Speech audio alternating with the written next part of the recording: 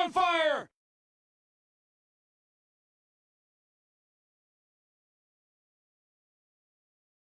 He's on fire! Hey, Joe, come on. We're going to be late for the Crypto Win live stream. Call Barack and Michelle, see if they're going to tune in and watch. We can see him chart Doggy Moo coin. This is the best president of the United States, Donald Trump, and when I'm not putting high tariffs into place, I'm watching Crypto Glenn. Call me Dicky Dark.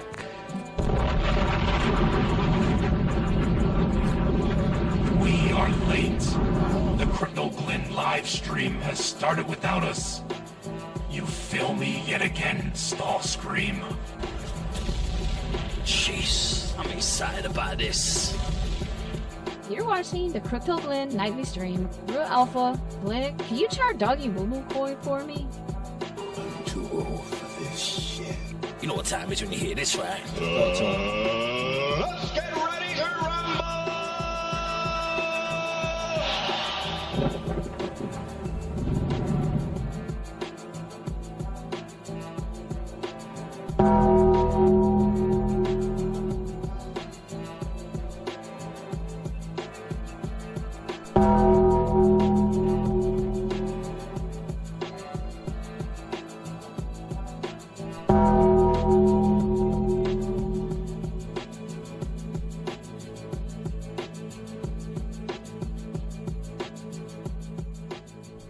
Hey, Traders Trade, welcome back to another live stream of the Crypto Glenn World News tonight.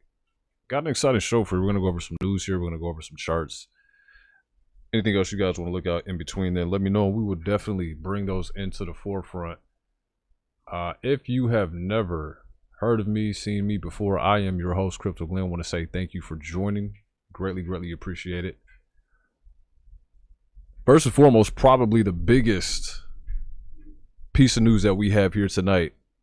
About 4 hours ago, we have the passing of the Genius Act, the stablecoin bill, legislation that's going to give us a clear guidance on what we can and what we can't do in crypto, and I believe the anti-CBDC bill. Toy Trader, what's up? Rui says, what an intro. Thank you. I appreciate that. I appreciate you. Yeah, so to my knowledge, excuse me, the 3 bills that we were looking for have passed. We'll kind of get into this.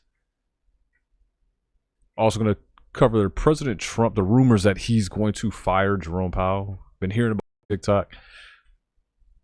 Let it be said that the president does not have the ability to simply get rid of the Fed chair based on what they are doing per their job, right? So the president cannot get rid of Jerome Powell if he does not like the fact that Jerome Powell is not lowering the interest rates. There are certain avenues that I think he could go down to try to remove Powell, but I don't think that we've ever seen those before, right? And it's got to be based on something that would be like detrimental, you know, to the greater good. But as the way I understand it anyway, but you can't just say, hey, you're not lowering the rates, therefore I want to get rid of you. Yeah, I mean, I agree with you, Toy. I don't think Jerome Powell's going anywhere. But welcome, Toy. Welcome, Roy. Almighty J, welcome. What bill didn't pass? We'll take a look at that here. Yeah, you got to have that victory instrumental, man, because it's a victorious day. We had some legislation get passed here. We're definitely going to get into that.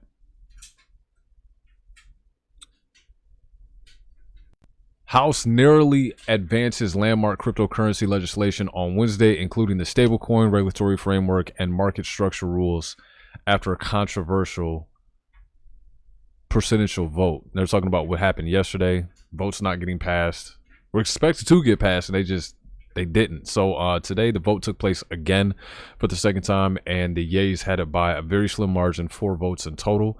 The House agreed to move forward with the guiding and establishing national innovation for U.S. stablecoins, the Genius Act, which creates a federal oversight for stablecoin issuers and could reach President Donald Trump's desk by week's end. Now, if you're unfamiliar with the Stablecoin Act, it's got a lot of information there, but basically what it boils down to is I think if your market cap is over 100 billion, you're going to get regulated by the feds. If you're under 100 billion, then whatever state you want to have access to that market, you have to be overseen by the respective states. Okay. The lawmakers also cleared the Digital Asset Market Clarity Act, establishing a comprehensive crypto market regulation and clarifying roles for the SEC and CFTC. This is probably the biggest, piece of news coming out of this news story today, because for the longest, the SEC was arguing that they had control over cryptocurrencies. The CFTC was saying that, you don't have jurisdiction or purview over all cryptocurrencies, the ones that are clearly commodities we should have jurisdiction over.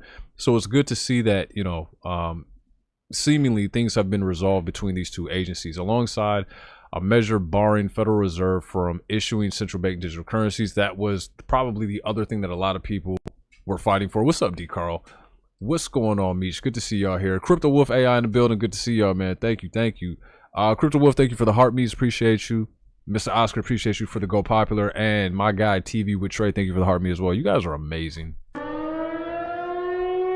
Yeah, I appreciate y'all, man. Thank you. But yeah, so the fact that we have no CBDCs coming into this market is something that a lot of people are excited for. I mean, maybe if you're a part of a certain community, you're not really happy because you heard there was a lot of countries allegedly using your favorite cryptocurrency for testing their CBDC, and it's not going to happen here in America. But a lot of people, they didn't want CBDCs. They didn't want programmable cash. They didn't want the federal government being able to tell you how and when to use your money. And if you didn't use your money, instead of it just sitting there in your checking account or your savings account the way that it does now, essentially what they could do with the programmable currencies, they could say, if you don't use it by this date, we're just going to make it expire. And so that rubbed a lot of people the wrong way. I don't necessarily know how they thought that was even going to be beneficial. Inktown, what's going on, family? Good to see y'all here. I like XRP, but I don't want CBDCs. Yeah, see, like, nobody really wants CBDCs. It's kind of like the thing that nobody asked for. I understand what gets people upset about it. Really, I do. And listen, I'm right there alongside with you, right? I think your money should be your money, and you should be able to see it how and when you see fit, especially if you earn it in a legal, ethical, and moral fashion, right? I don't think anybody should be able to step on your toes and tell you what you can and what you can't do with your money.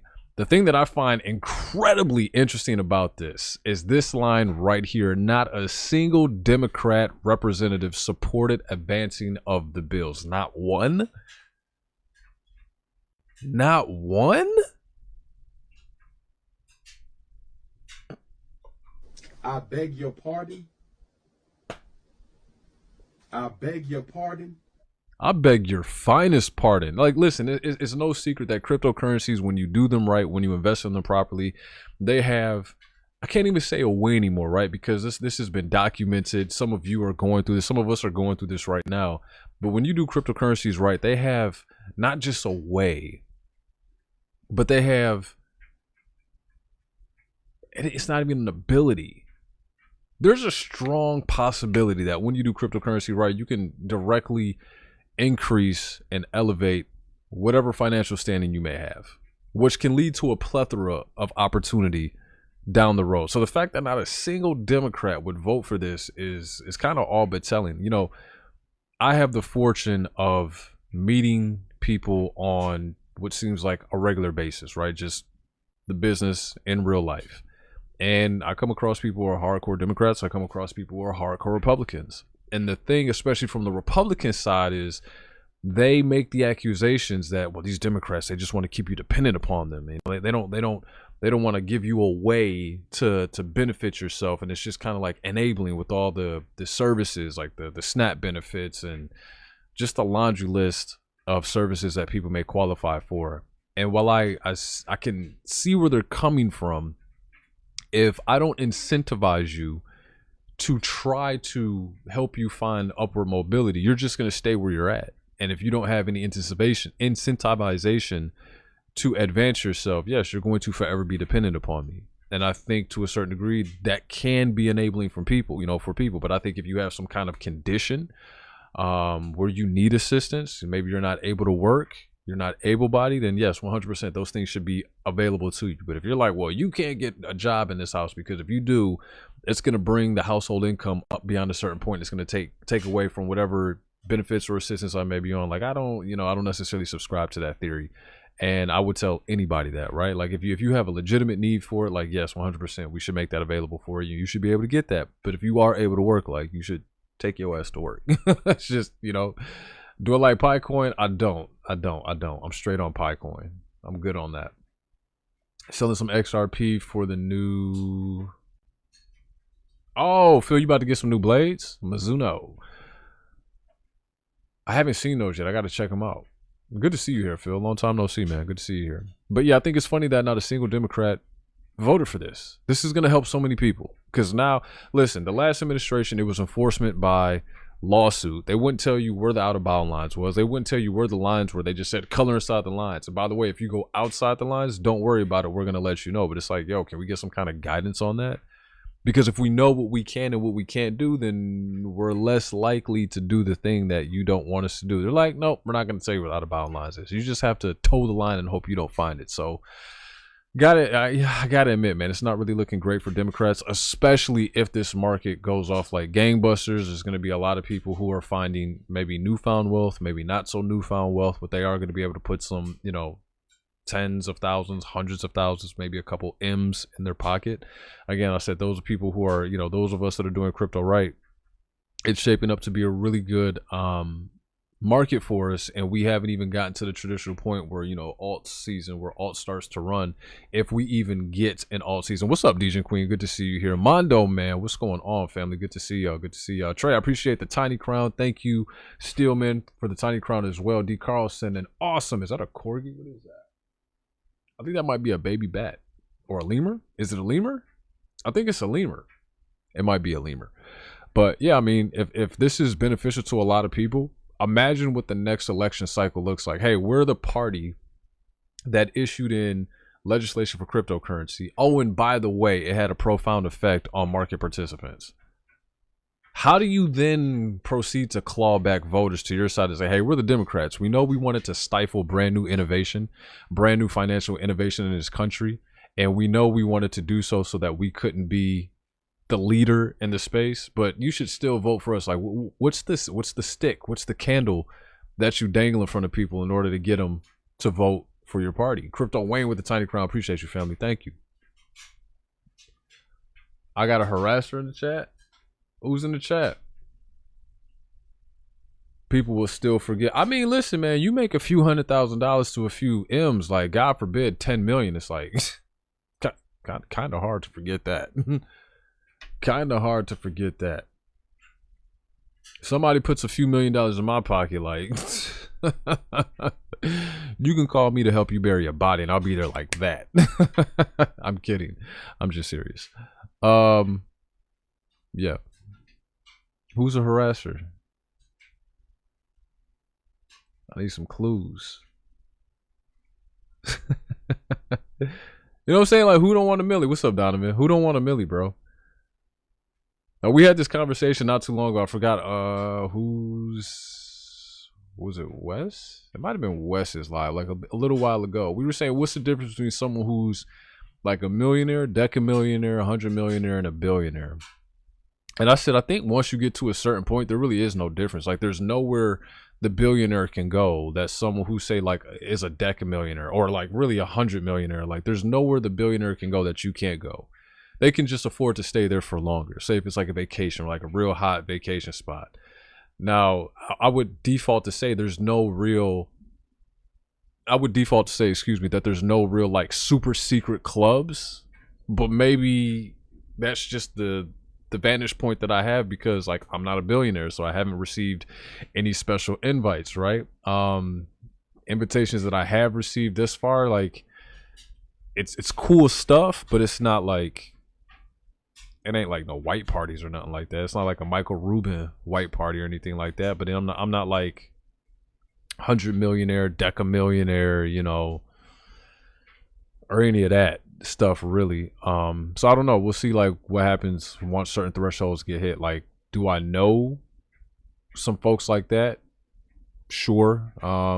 In Dubai, right? They did fairly well with trading in the 2017 season, 2021 season, and we're like, we're getting out of here because again, we didn't have the legislation to have the kind of framework that we need in the United States then that we have now. And so they were like, I don't want to be in any territory where anything that I've worked hard for can just go away overnight. So that, you know, they picked up and obviously moved to a more friendly territory. But I'm trying to go to a white party. You feel me? Like the right kind. And I want to leave before shit gets crazy. No Diddy. I want to leave before stuff gets crazy. But yeah, I think once you get to a certain level, like it's all the same stuff. Like I was gonna say all the same homes, but like Trey, you're in here, right? You know real estate. You know pause. You know that real estate, once you get to a certain point, it just gets crazy. Like some of those homes in the Hamptons, there's no reason why a house needs to be that big. Personally, I wouldn't even want a house that big, right? And I'm not talking like 3,500 square feet. I'm not talking like 6,500 square feet. Like I think those are pretty good sized homes, especially if say like you're a family of 6, maybe like a family of 7 or so. Yeah, that kind of space, especially as your kids get older, it can be nice, right? There's rooms where you and the missus can duck off and y'all can go do like Mr. and Mrs. things. The kids, they can run around and not necessarily be on top of each other. He keeps touching me, she keeps touching, you know, that kind of thing. So that would be nice. But you talking about like some of those homes where it's like a French chateau. What's up, Jose? Good to see you here, family. Where it's like we need a white crypto party. Angel, you might be on to something, right? Four Seasons, Big Island, friggin' ginormous homes, right?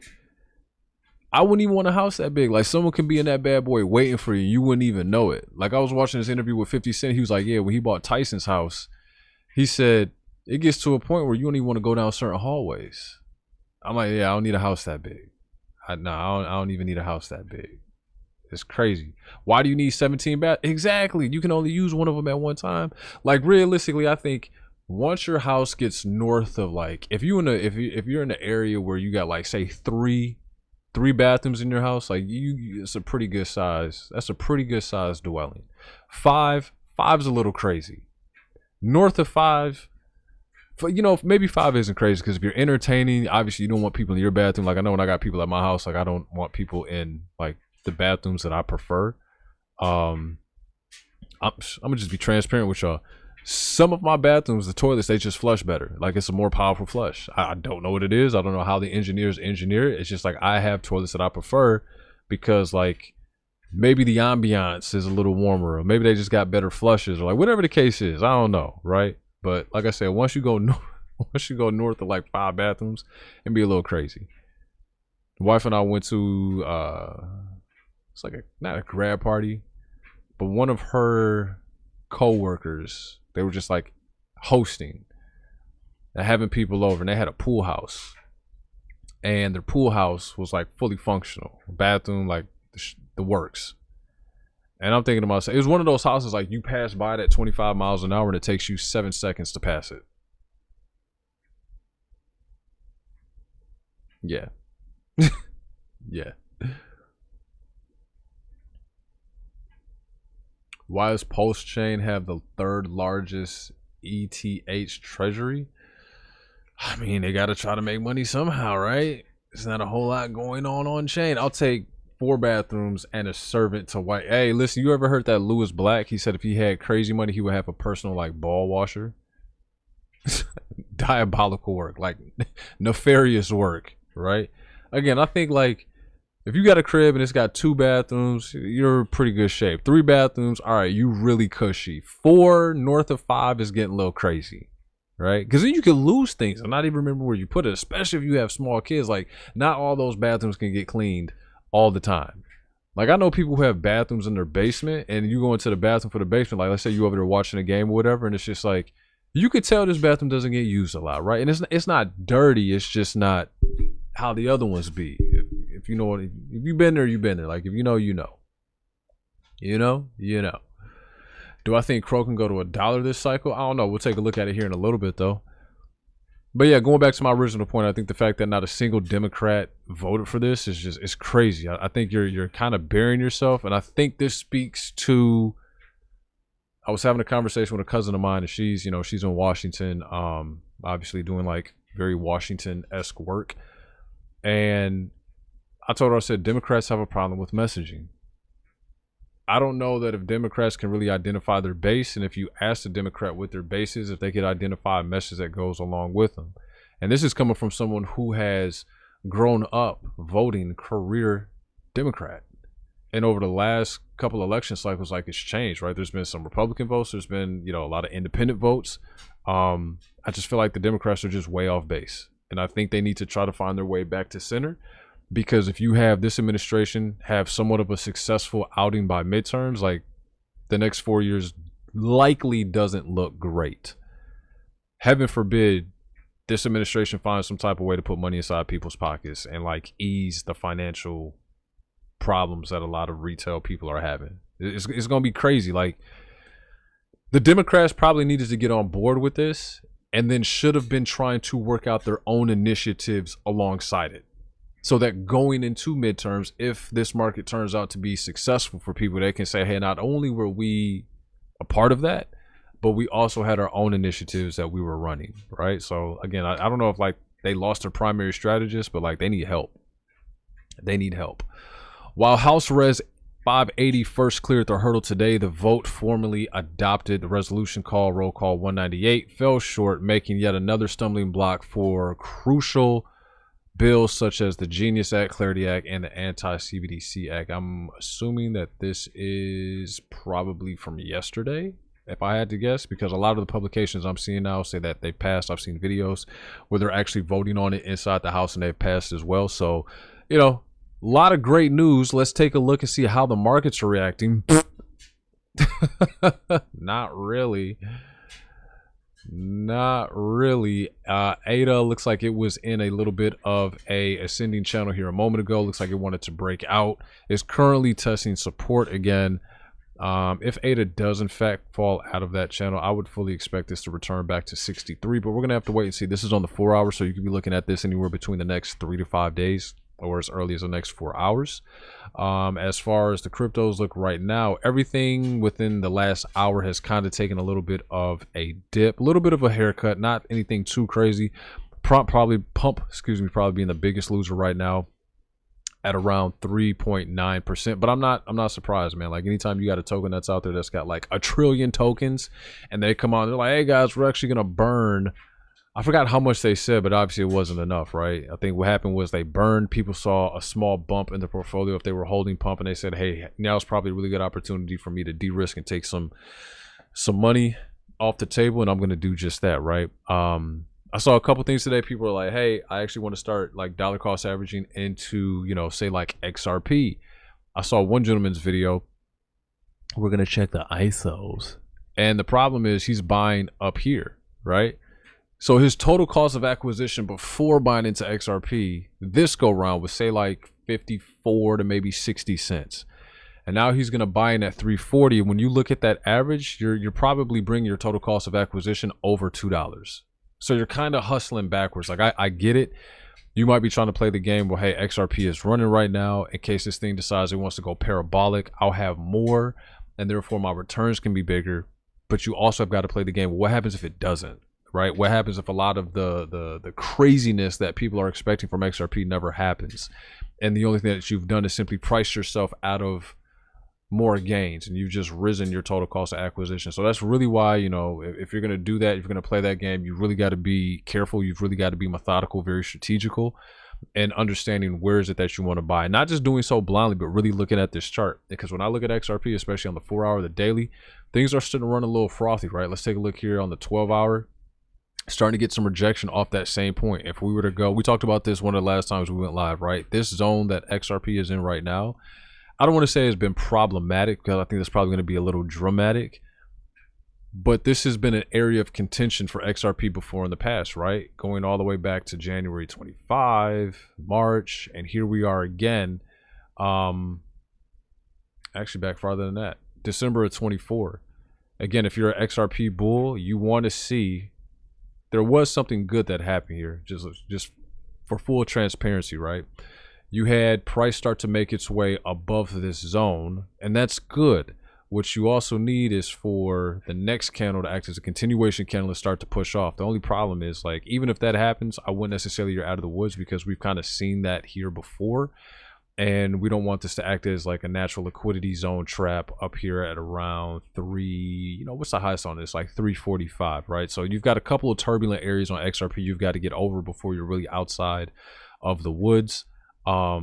But yeah, if in fact this acts as an area where it wants to just drag you back down, you'll obviously start to see more price action that you've seen in this zone before. So we just got to pay attention to it. But again, when you start to look at XRP on that 4-hour, higher time frames, 12-hour, the daily, things are starting to get a little frothy, right?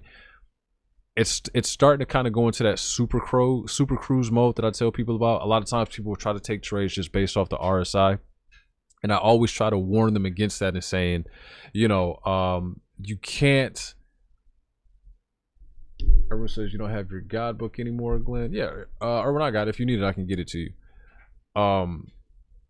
You can't just go off the RSI, because what can happen is, even if you get into situations where you are overbought up here at the top, or even if you get into situations where, say, like you're oversold down here at the bottom, you can have instances where this bad boy would just super cruise. It'll stay here in overbought territory for an elongated time, or you can have it where it happens to be in oversold territory for an elongated period of time. So just going primarily off the RSI is probably not a good idea. If you want to try to pair that with some other kind of oscillator, try to see if you can pair that with price action, probably a little bit of a better fit. But just going strictly off the RSI is not a good idea. When I first started my trading journal, what's going on all in a day's work? Good to see you here. If you want to retire, purchase XRP. Ugh. Listen, the views and expressions expressed by the Boomer Baller are not the views and expressions of Crypto Glenn or Crypto Glenn, TikTok, YouTube, and Twitter. If you choose to follow the Boomer Baller's advice, you are doing so at your own discretion. Please consult a licensed financial analyst, banker, financial manager before randomly buying XRP off of advice you just heard on TikTok, right? Just had to put that disclaimer out there. I want you, hey, I was in Crypto Glenn's live and someone told me to buy XRP, you know, when the market was running a bit frothy and we get into territories where, you know, it's acted as business resistance before. I bought in, I got wrecked. Hey, that's your own damn fault. That's your own damn fault. You listen, this thing, it will never cease to amaze me, right? If XRP was your jam, we had consolidation going on Q1, Q2 of all this year. You could have bought it at $2. If it was really your jam, you could have bought them shits back here, back in 24 at 53 cents. You have forever in a day to buy XRP down here. But as soon as it starts pumping, everybody's like, yeah, man, I got to give me some of that XRP, which leads to charts looking just like this. And if I'm being completely honest, when traders like me see charts like this, we get excited because we know what's usually going to come next. Take some shorts. Yeah. Right? So just be mindful of that. Have a firm understanding of where you are at. I need to update this. Yeah, actually, I like that. What am I doing here? I'm doing this. Gonna give me some of that. Yeah, line that up with that 618 for me real fast. Daddy likes. Yeah, so we got a couple little premium zones down there that if XRP decides to retrace, it's probably going to come back down to those zones. You imagine being at 303 or like 318, 315, XRP comes back down here to 261? Niggas will be sick. What? You told me. I was in Crypto Glenn's live, and listen, somebody in his chat was like, listen, all you got to do is buy XRP at these zones and you're going to be filthy, stinking rich. You might want to wait for a retest, a retracement back down to some key previous zones and see if they act as support or if you fall through support and then start to slide. I love XRP holders. They hold on like no other. Not only do they hold on like no other, when the chart starts to do this up here, I'm just being honest. When the chart starts to do this up here, they start to FOMO in, and it allows people like me to short and make, I don't want to say, it just allows us to short, and we do fairly well. We do fairly well. Hold on, I got somebody hit me on.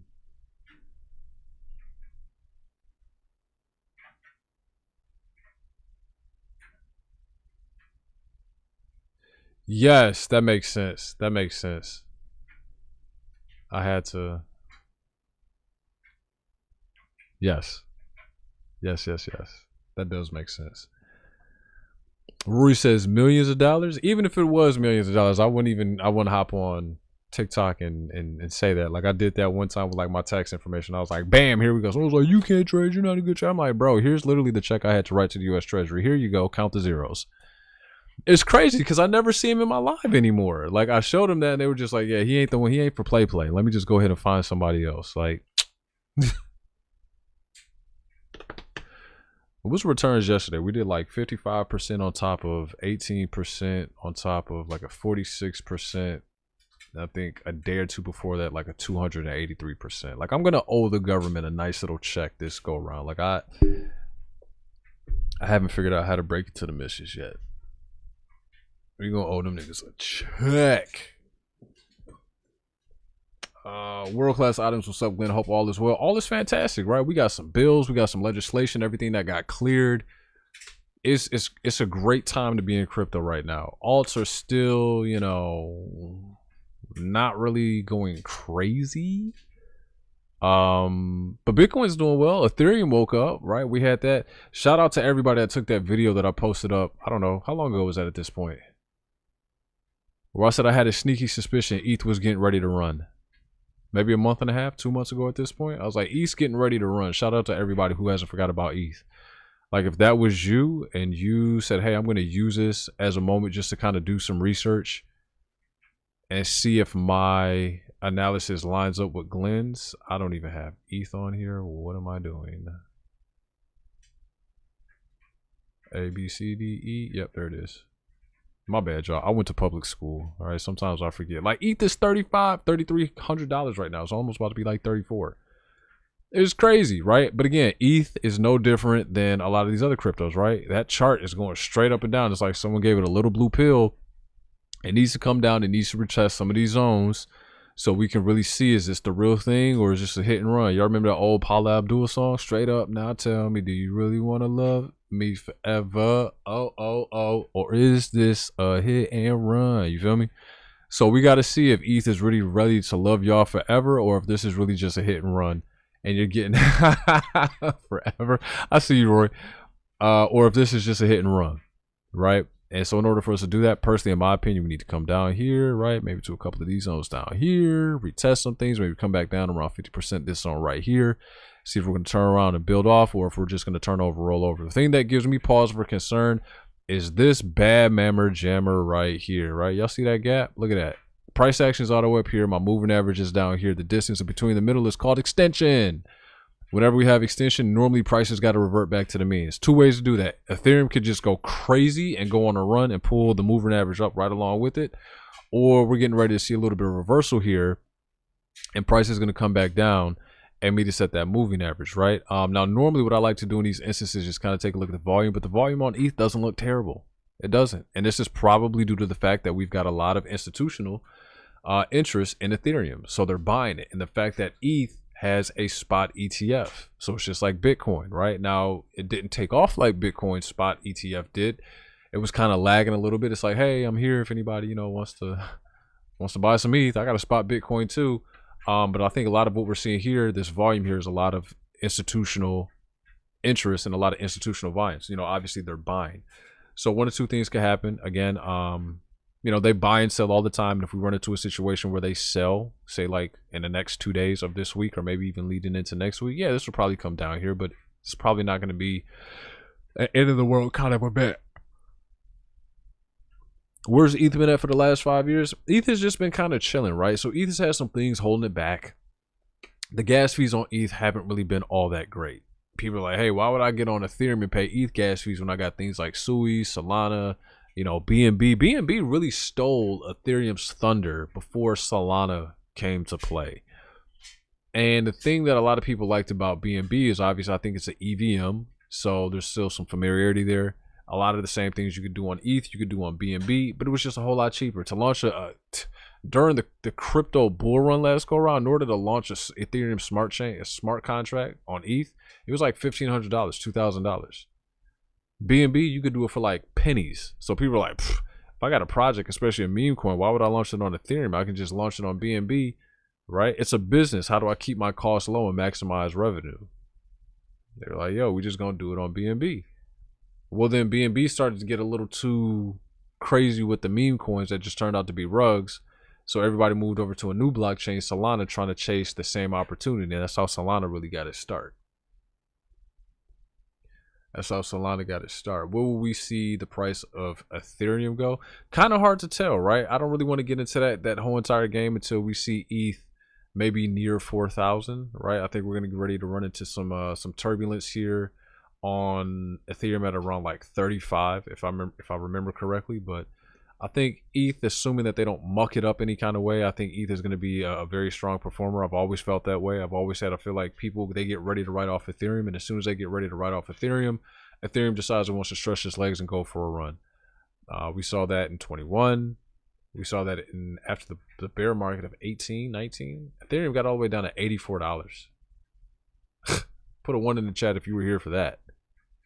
Ethereum got down to $84. I was even like, yo, it's over for ETH. But then you saw how it come back. It went from like $84 to like $4,800. Yeah. That was right around the time I sold out of my XRP and put it in ETH and captured that move before ETH went to 4,800. Smoked that trade. Smoked it. What a time to be alive. I think ETH could do 8K. I think it's got the necessities, right? Travis, appreciate you for the heart me, man. And the Mamma Mia. I think it's got, yeah, stay focused says, yeah, when I was here for that. ETH definitely has a lot of the ingredients, right? You got institutional, you've got network effects, you've been battle tested, you've been around for practically all of the bull market, right? Every single one of them you've been around. People know you. You still have some of the most highest grossing fees when you look at how much these blockchains earn via DeFi. The only thing that's really holding people back is gas fees. But they're currently rolling out updates now that are set to tackle that. So the biggest thing for Ethereum is overcoming the gas fees. What's going to happen when they actually get it right and the update comes out and it curbs the amount of Ethereum people got to spend on gas fees? I've been told it's probably one of the most secure blockchains, right? I don't really remember, and I'm not saying it hasn't happened. I'm just simply saying I don't remember there being a time where Ethereum has been hacked, right? Not an exchange being hacked and they're like, give me all your Ethereum, or like a protocol getting hacked and they're like, let's take all the Ethereum. I mean, Ethereum itself. Not saying it hasn't happened. I'm just saying I can't remember if it's happened. Otis, appreciate you with the heart, me man. Thank you so much. Poor Joe says, what do you think of XRP and metal? I think if you're investing in XRP and metal, you're probably going to stay poor, Joe. No, I'm kidding. What I think about XRP, let's be clear. What do I really think about XRP? I think it's a coin that does a great job of capturing a lot of people's attention, and much credit to the communities of XRP, right? They, like, you guys have figured out how to capture lightning in a bottle, and like, you figured it out. I just don't think the DAO hack, was that on Ethereum though, or was that the DAO? Because there is a difference. So I think XRP has done a great job of capturing lightning in a bottle in terms of being able to hold people's attention on XRP for as long as they have. I don't know if there's been another cryptocurrency that's been able to do that outside of like Bitcoin, right? And even Bitcoin community, like the fans, the supporters, they're not like as fanatic as XRP is. If you want your project to do well, like if Morpho Labs, right, was actually able to turn the people who like Morpho Labs, and I like Morpho Labs, right? Shout out to Morpho Labs. They sent me a water bottle and some other cool stuff for giving them some exposure on the channel like way early on. We call Morpho early. But if Morpho Labs was actually able to do for their community and capture the attention of their community the same way that Ripple and XRP have captured their community, oh my God, it would be crazy. Everyone wants the cheerleaders for their project like XRP has cheerleaders for theirs. It's crazy. ETH Network was a hard fork to move the funds and the DAO to a recovery address 2016. Okay, I'm gonna have to look into that. Thank you, Evan. I'm gonna have to look into that. Yeah, like I said, I couldn't remember if it had happened. Not saying that it didn't happen, just couldn't remember if it happened. So thank you for that. But yeah, everybody wants a strong cheerleader for their team. Personally, what do I think of it? I don't think XRP is gonna do much of what people think it's going to do. And I think that's going to be the heartbreak for a lot of people. I think a lot of people, because I'm just approaching this from a very pragmatic standpoint. when you take a look at the savings rates for people in the United States, they're lower than what they were in COVID. One of the main reasons why altcoins ran the way that they did in 21 is we had PPP money, we had unemployment. What else am I missing? Stimmies, right? Has retail gotten a stimmy this go around? No.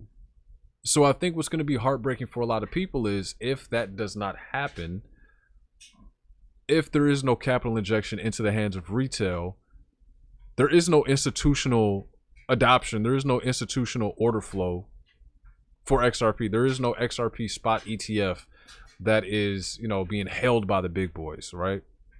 I believe there's ETF products like Solana has an ETF product where it's not really an ETF, right? And there's people out there that can explain that better than I can. I just know it's not a truly functional spot ETF. And if I'm being honest, if it's not a spot ETF, like, what are we talking about? Because at least with a spot ETF, they have to hold the underlying asset before they can turn around and sell it to their customers, their clients. And that's really what you want. That was one of the reasons why Bitcoin saw the crazy run up that it did, is because, hey, listen, our clients, they want Bitcoin. And if we got to give it to them, we actually have to have it. We can't give them what we don't have. This isn't a traditional futures ETF where it's like, yeah, we can speculate on the price and then the contracts, they get settled in cash. That doesn't do you any good, not really. What's up, Chamillionaire? Good to see you here, family. That doesn't do you any good, not really. So in the absence of an actual legitimate, wholeheartedly spot ETF, with the absence of retail getting some kind of capital infusion where they can go out and spend their money on speculative assets, which Bitcoin, in my opinion, is not a speculative asset anymore. Every time I hear people say Bitcoin is a speculative asset, it always makes me chuckle. It lets me know, like, okay, you're clearly not doing the reading, right? More on that later. But without those things happening for a lot of altcoins, notably XRP here, because that's what we're talking about, how do you see XRP getting to $10, $11, $100? It's not going to. And when you have a cycle where the expectation has failed yet again, will that finally be the nail in the coffin for XRP? Will that finally be the nail in the coffin for people who have, like, listen, I've listened to Brad Kimes and Digital Asset Investor and Alex Cobb and all these other XRP influencers who told me great things were just on the horizon for XRP, but yet again we have a cycle where it did not happen. Or will they hold on for another cycle, right? People are glutton for punishment. Maybe they might hold on for another cycle. Couldn't be me, because at a certain point in time, you've got to start taking a look at what's the cost, what's the opportunity cost. If I've got maybe all my money, and I say that because, again, I think this market is going to really make you pick and choose. I don't think we're going to have the kind of cycle where it's like you can put a blindfold on, throw a dart in any direction, and just stumble into some cash. I don't think we have that kind of environment going on here, which is why I've said we're not going to have alt season, or if we do, it's not going to be the same traditional kind of alt season, right? And I know everybody's like, oh my God, these alts, man, this shit looks great. Let's just pick a random one here. Everyone's like, oh man, this looks great. Look, we're pumping. It's like, cool, but if you actually zoom the fuck out, you look really bad. Come on, man. Look at this. And this isn't for VeChain. This is like your alts. This is a lot of alts. You're like, you're here and you're like, oh man, this looks great. We're going to the moon. We're going to hey, everybody's getting Lambos. Then you zoom out, you're like, oh shit, wait a minute. No, we still have very, very far to come. So this market is going to make you choose. Saying it won't go to $10 is wild. It's not really wild. It's not wild. When you say, okay, let's take a look at what the price of XRP would be if we achieved, what the market cap would be if you achieved a $10 price today. Now, that's just on the amount of tokens that are out right now. But we know the amount of tokens that are out right now is not going to be at a standstill. If anything, as this market goes on, more coins are going to come into circulation.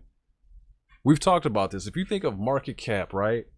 If you think of an asset, trying to figure out where its price can go, what's the market cap? Think of the market cap as a wheel, right? The bigger the market cap, the bigger the wheel. Last time I talked about this, I had a picture to go along with. I pulled out like my little doodle and I actually drew something out for you. But think of market cap as a wheel. The bigger the market cap, the bigger the wheel. The smaller the market cap, the smaller the wheel, right? Also think about it like this. If we're talking about cars and we're talking about wheels, the money, right, is equal to the force. So if you've got a smaller wheel, it takes a smaller amount of force or a smaller amount of money to move that wheel back and forth. Forward being price goes up, backwards meaning price goes down. If you've got a bigger wheel, it takes a larger amount of force, meaning more money to get that price to go up or that price goes down. In this case, for the wheel to go forward or the wheel to go backwards. Okay? So you know that the amount of tokens, the amount of coins is never going to be at a standstill. There's always going to be an influx, right? This is why so many of these coins that did well in 2021, another reason why they're not doing this hot now is because they have more coins in circulation. So it's going to take more money, it's going to take more force to move that price, to move that wheel.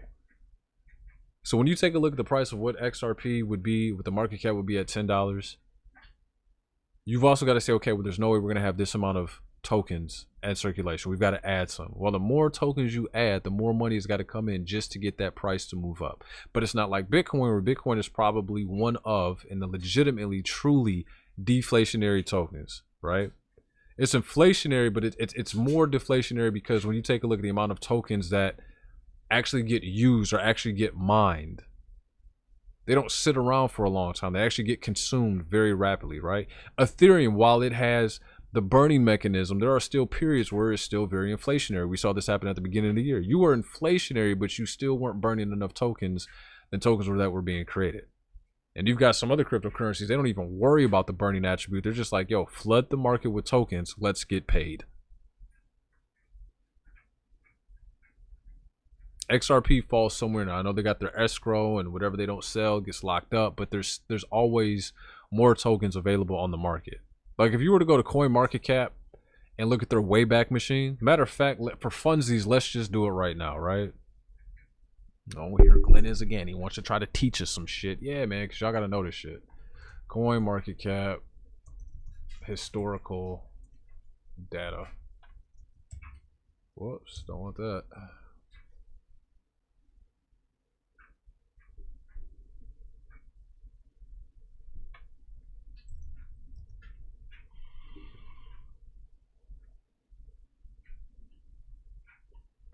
Let's go. Someone give me a date.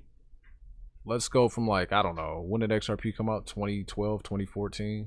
We'll go here from 2015. Give me any random date in 2015. XRP. I'm checking the comments. All XRP needs is a percentage of Swift transaction. It's not that simple. 7-Eleven, cool. 7-Eleven. Can I do 7-Eleven? What is that? July? Can't do 7-Eleven. We'll do July 12th. Roy 9/11. Too soon, bro. Too soon. All right. Circulating supply on XRP on July 15th. July 12th, I'm sorry. 2015. What is this? 31 billion? 100,000 million. 31 billion 908 million 587,000. That's right? Tens, thousands, millions, billion. Yeah. It's around 3.9 billion. Let's take a look at what that circulating supply is today. It's 59 billion. Can y'all see that? Circulating supply today, 59 billion. Congratulations, folks. You got dilution. What's up, Big Nate? Good to see you here, family. We call that dilution. As time goes on and the people who run your favorite project continuously allow new coins to come onto the market, it takes more of your money to get that price to move. This is called dilution. And we hear it, well, if XRP just gets a bit of Swift's business, who's to say they would need to use XRP though? We've already had that conversation only a dozen times. Executives have said, yeah, you don't actually have to use XRP, right? So again, I think this is going to be a rude awakening for a lot of people. How else do you bring more people into your ecosystem to get them to use it? Oh, well, it's quick for money transfers. You know what else is quick for money transfers? Zelle, Venmo. No, now watch this. Watch this. I'm about to start a rumor right here. Are you telling me that because Zelle and Venmo are fast at sending money to and from users, that are they secretly using XRP in the background? Clip it. Print it, someone's gonna run with that. Oh guys, did you know that like Zelle and Venmo, they use XRP in the background? Ray, chill. Appreciate the heart me. Big Nate, thank you so much. He sent the cool emojis as well as the heart me, man. Thank y'all. Appreciate y'all. Look at Rory. Oh my god. Oh my god. Yeah, did you guys know that? Dre, appreciate you with the heart me, man. XRP is using, like, they're the technology that makes Venmo and Cash App work. Oh my god. I'm not saying that. But someone is going to. I cannot wait to see that on crypto Twitter later. Gang gang. What's up, Milkshake? Smrek says scary. It's very scary. But that's how the thought process with a lot of the sensationalism of the XRP community, that's how it works. That's how it works. You've been dog whistled. You've been trained to hear cross-border remittance payment. Oh, XRP. We don't talk about Broadridge. We don't talk about Tassat, both companies that have been working with Swift. We don't talk about the fact that Swift is already in its own process of engaging in blockchain technology to make its current ecosystem more modern. No, we automatically assume like, yo, XRP is going to get it. Well, what's the total addressable market of Swift? Well, we know they're not going to get 100%. They might not even get a quarter. So what are you talking, like 7%, 8%, 3%? I just think whatever competitive advantage XRP once had, the lawsuit has done a fine job of tripping you up. Hell, in 2019, UBS was working on their own XRP-like killer. Yeah. They don't have the competitive advantage that they used to. Do I think the price of XRP comes down? Yeah, probably. I think there's a high probability of that happening. Appreciate you, Dave. I think there's a high probability of that happening. So, again, what will be the catalyst? What will be the catalyst?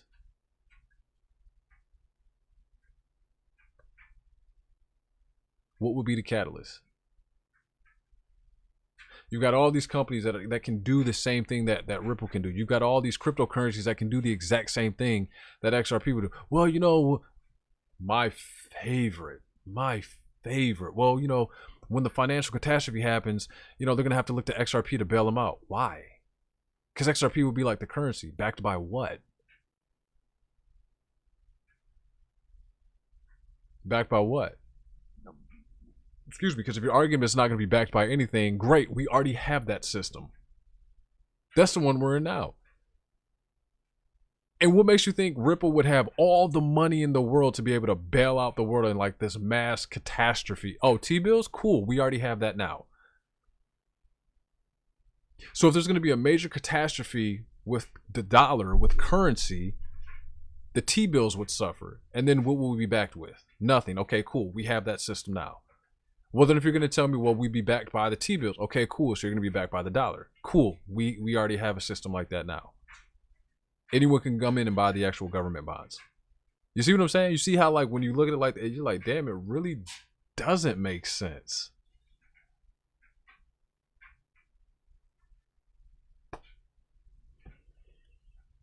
USDC got that covered. It's all T-bills. Oh, you're saying yes when they said T-bills in the comments. Yes.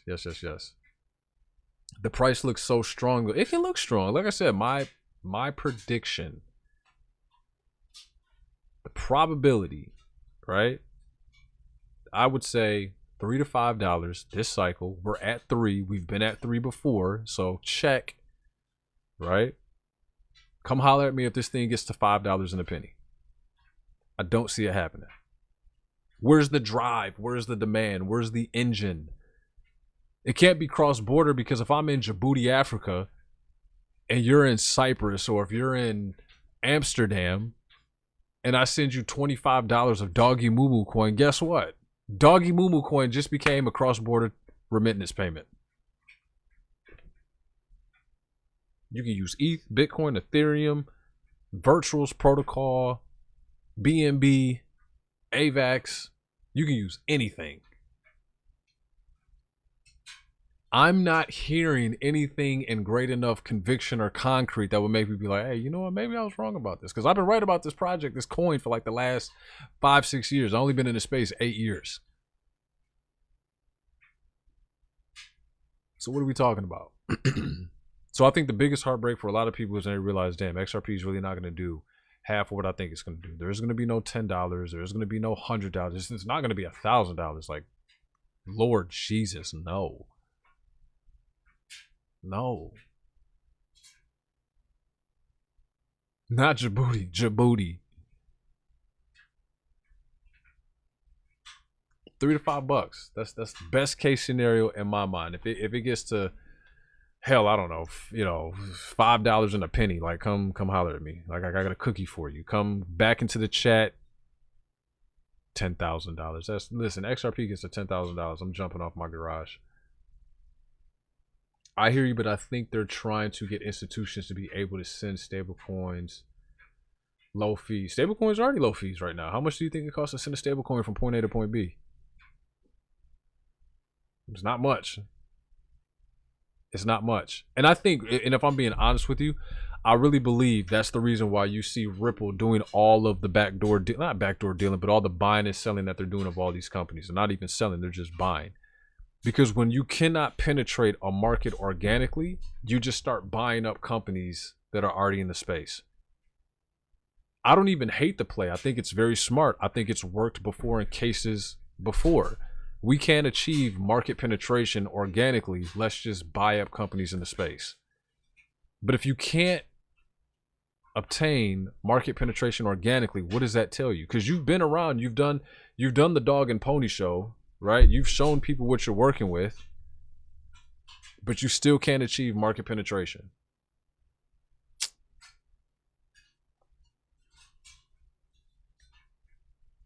Yeah, it's very smart. It's very smart, but you still have to have people that want to, what's up, Chicago? You still got to have people that want to work with you when you get there. And I think if Ripple, and I'm not saying Ripple's not a great company, but and listen, I think the IPO, you're probably going to make some money, right?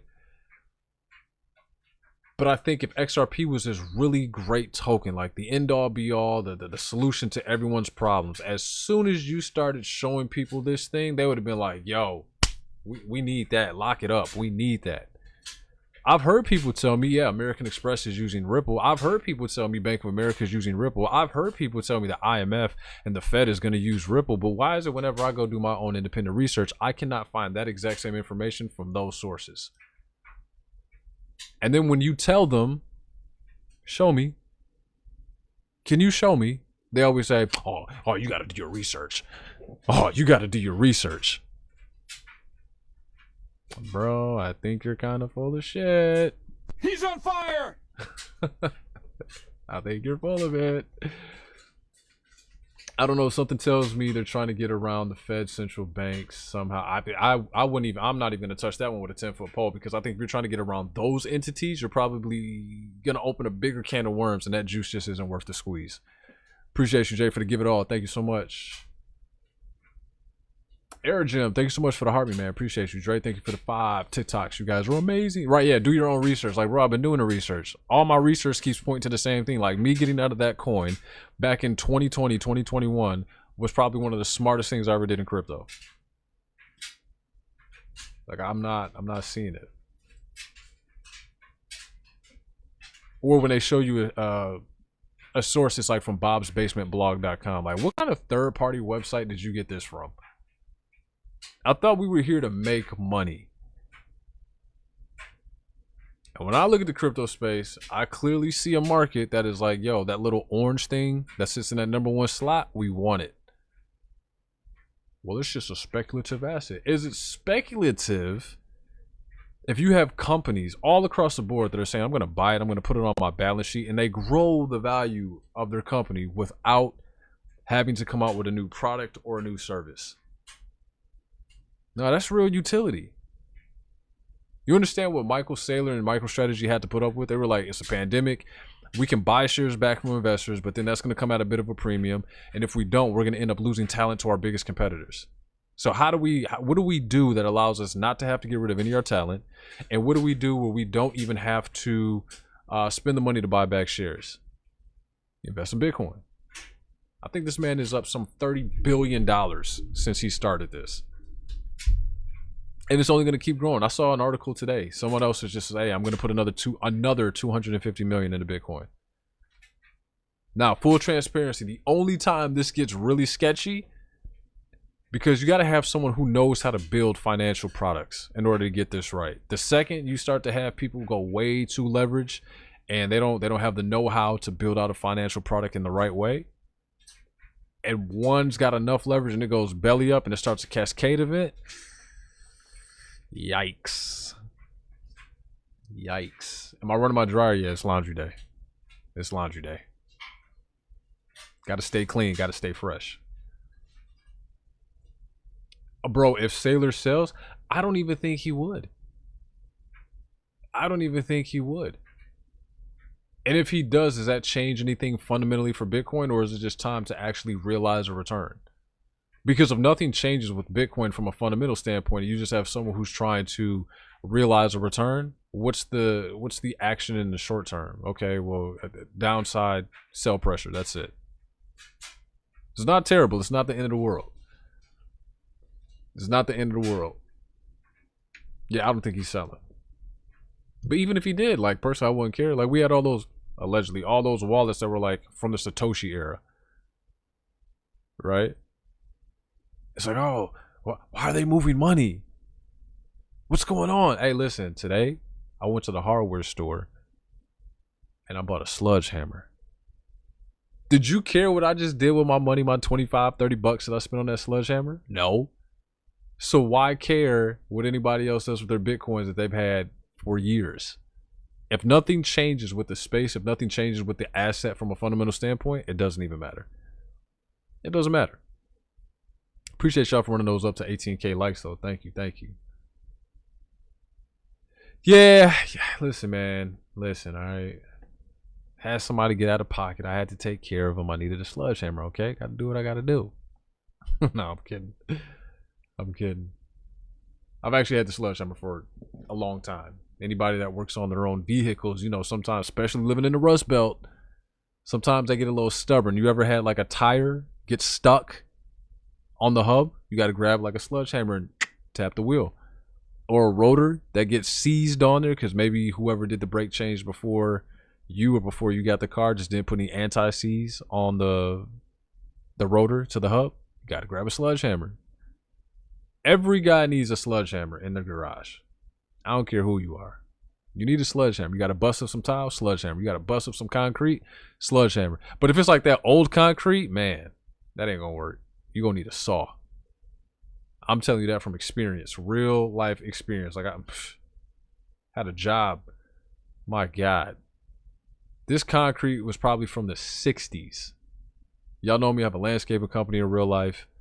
Profits that I get from that, I put into the market. This concrete was from the 60s. It's open face aggregate. Like you can cut it in half and you can actually see the limestone in there. I'm like, well, damn, that's why the jackhammer didn't work, or that's why the sledgehammer didn't work. Because this concrete is from like the 90s or from like the 60s. It's crazy. Be right back.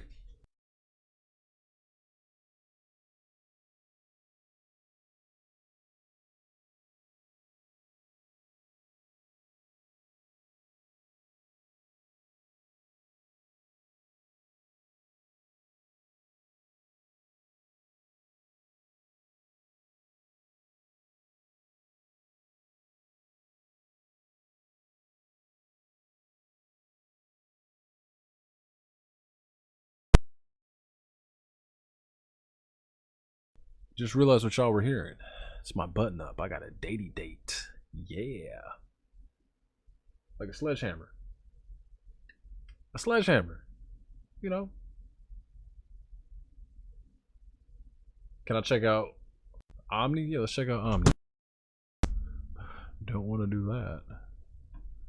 Yeah, let's take a look at Omni.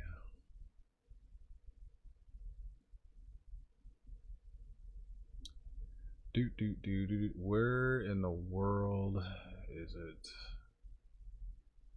Is it perps? There we go. God damn.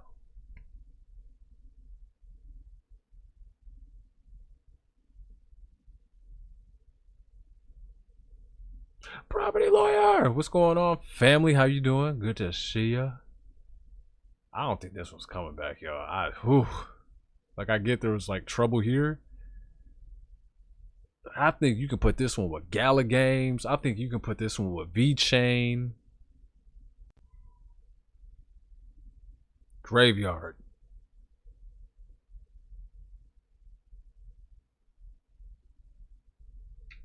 Omni Network. What's the ticker?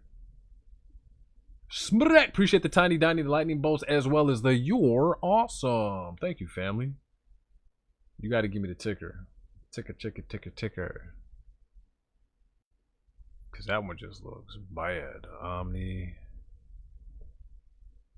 Network.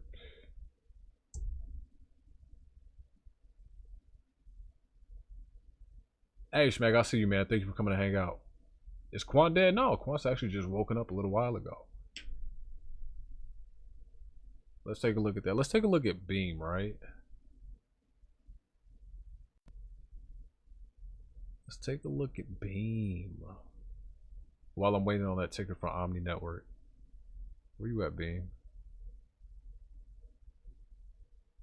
You know what my problem is? I have way too many.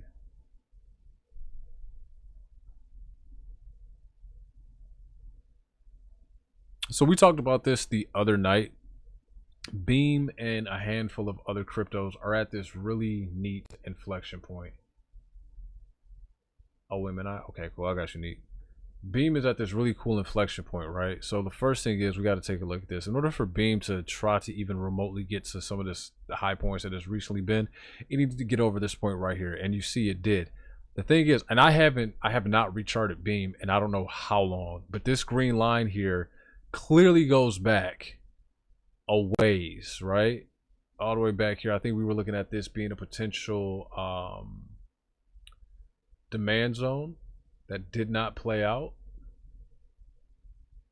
What does this go back to? It's November of 23. Huh. And so we've got the same thing. This is resistance. Now, I will say this. If Beam is able to, really get to like about a penny, this is going to act as a double bottom zone for Beam, and then Beam could potentially start to see a little bit of a run up. But first things first, we need a Beam to get over 0.006 cents. It did that.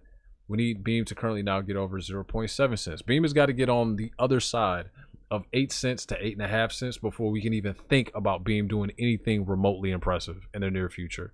And the fact that we're getting some rejection off this line that goes back as far as November 23, I'm not saying it's going to give me a little bit of concern, but I think at a certain point in time, like, the Bulls got to step in for Beam. The Bulls have got to step in for Beam. And the thing that also gives you a little pause for concern here is this little ascending channel. Now, normally I like to see my ascending channels a little bit flattened out like that. But if this breaks to the downside, potentially you could go back to 0.004 cents. So, and again, we got a decent amount of distance between price and our moving average.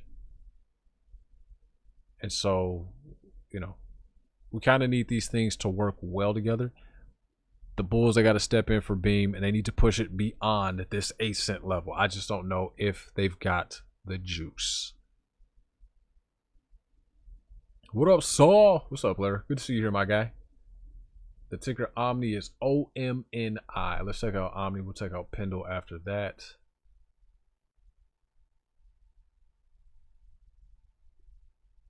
I'll add a list for crypto for TikTok. OMNI.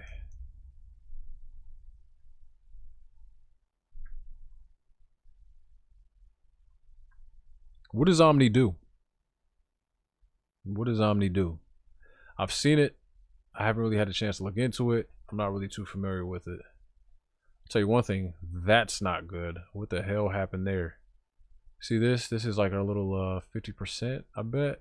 Sure as shit, 50%.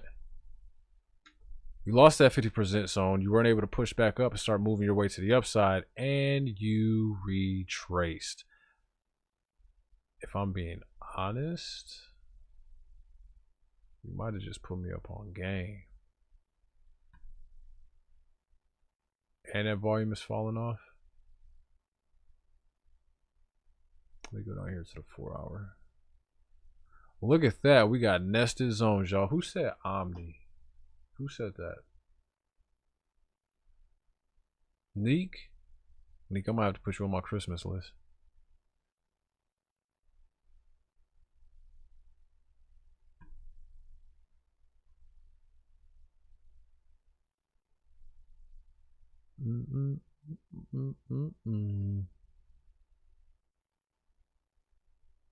I like that. Damn, I wish you would have put me on game like days ago. That would have been a nice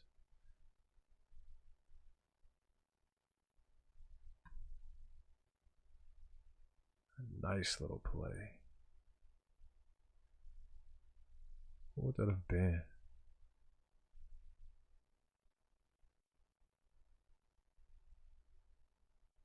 Ah! Ah!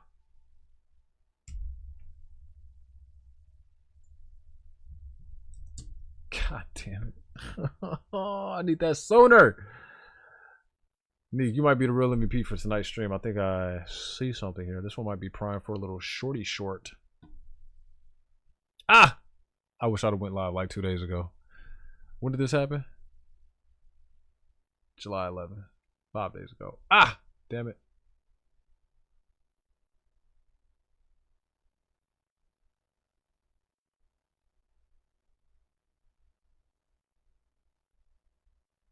You said I said Omni, so it's going lower. Do you believe her? Do I believe that it's going lower? Yeah, it could definitely go lower. Lil Z, appreciate you. Saw, appreciate you for the heart, me man. Thank you so much, as well as the GGs, my guy. Appreciate you, my fan. Thank you, thank you. Yeah,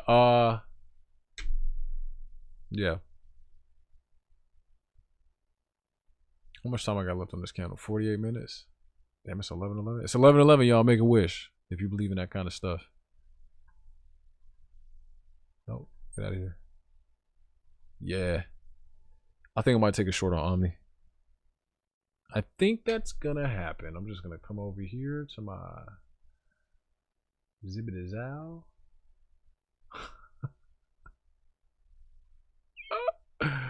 In real time.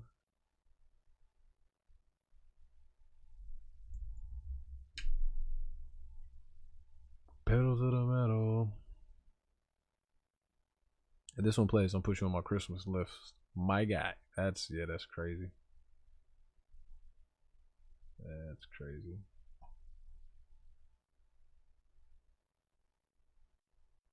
That. That. Yeah, where do I want to take this to?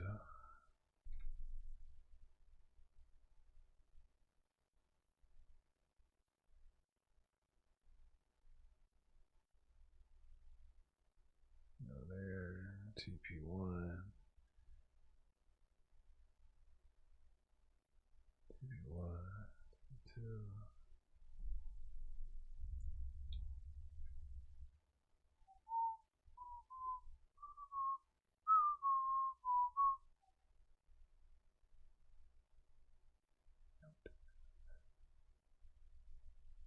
OP. Yeah, good looking out. Made my wish. Whole resistance and bounces to 529. I do like the fact that you're putting a little bit of a floor here, right? I do like that. But you got no volume. There's no volume. Unless just like, hey, no, listen, that if that is a gem, like I said, for real, no, I got you. Like for real, for real. But it's got no volume.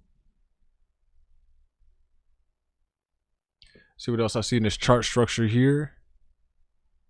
We got a lot of wicking, which lets me know the bulls are not necessarily in order. So without like just some random act of like bull stepping in and going ahead and pushing this thing to the upside, I have a feeling that market exhaustion could set in, especially if sell side volume starts to pick up, and we could start to revisit areas like I say TP1, even all the way down to like 195, if not lower. If not lower. Now, because I just told y'all all that, it's going to be some whale that's going to want to counter trade me and clean me up. We got to get Glenn out of here. He makes too much.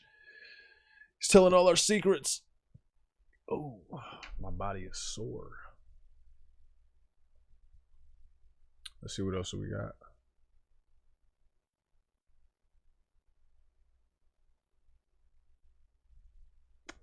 What price am I putting my put to? So I've got 2 TPs. The first one being in this box here at around 260. What did I get it here?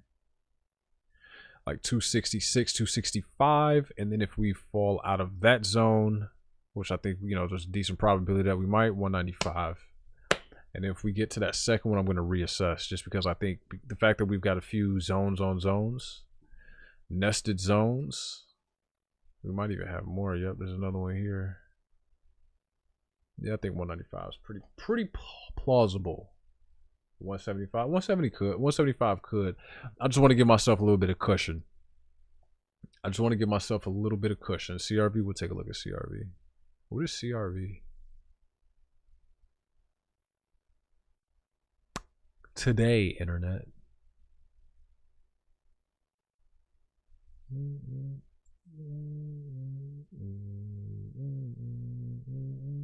And it's paying off already. Lego. CRV. Is that curve? CRV? Curve? Yeah, curved out. Okay. I know. I was like, I've seen this before. Let's take a look at curve. Pedal to the metal.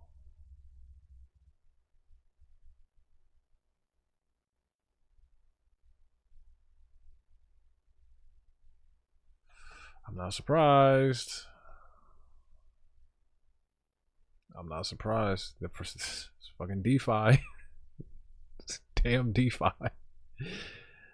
Whoa! When did y'all peak this? Was this like November, December? Yep, December. Now, of course, this is all assuming that Bitcoin decides it wants to come out and play ball. I would be looking for Curve to start trying to snatch liquidity, right? I'd like to see it come back down here to somewhere in this zone right here. Where we at actually? Where's my 50? Boom, there it is right there. Yeah, come back to this zone right here. Good job, Glenn. See if we can start to build some structure, right? I don't want to necessarily fall out of any of these gaps because I think that could just be horrific because this candle is going pretty vertical, especially on the higher time frames. But I'd like to come down to this zone right here around 72 cents, build structure. Let's start to get some confirmation candles moving here to the upside and start snatching some liquidity as you look back to the left. Outside of that, I think Curve looks pretty strong. I think Curve looks pretty strong. It's got good volume too. Look at that. See that? The volume is climbing. It doesn't have price going up with volume coming down. It actually looks pretty good. I don't hate that. I am expecting like a small moderate retracement. But if bulls step in and just say, hey, forget the moderate retracement, we're just going to go for the gusto and start snatching liquidity from these zones back here. That could be something. But again, personally, I would like to see price retrace, build structure, and then go from there.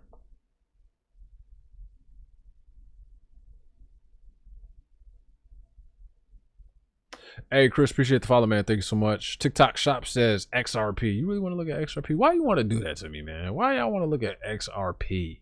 Huh? Why you want to do that? I personally think XRP is coming down. You got way too much green here, not enough red to balance it out. Like, put your head between your knees, kiss your ass goodbye. I'm kidding. I'm just serious. Yeah, but you know, hey, look.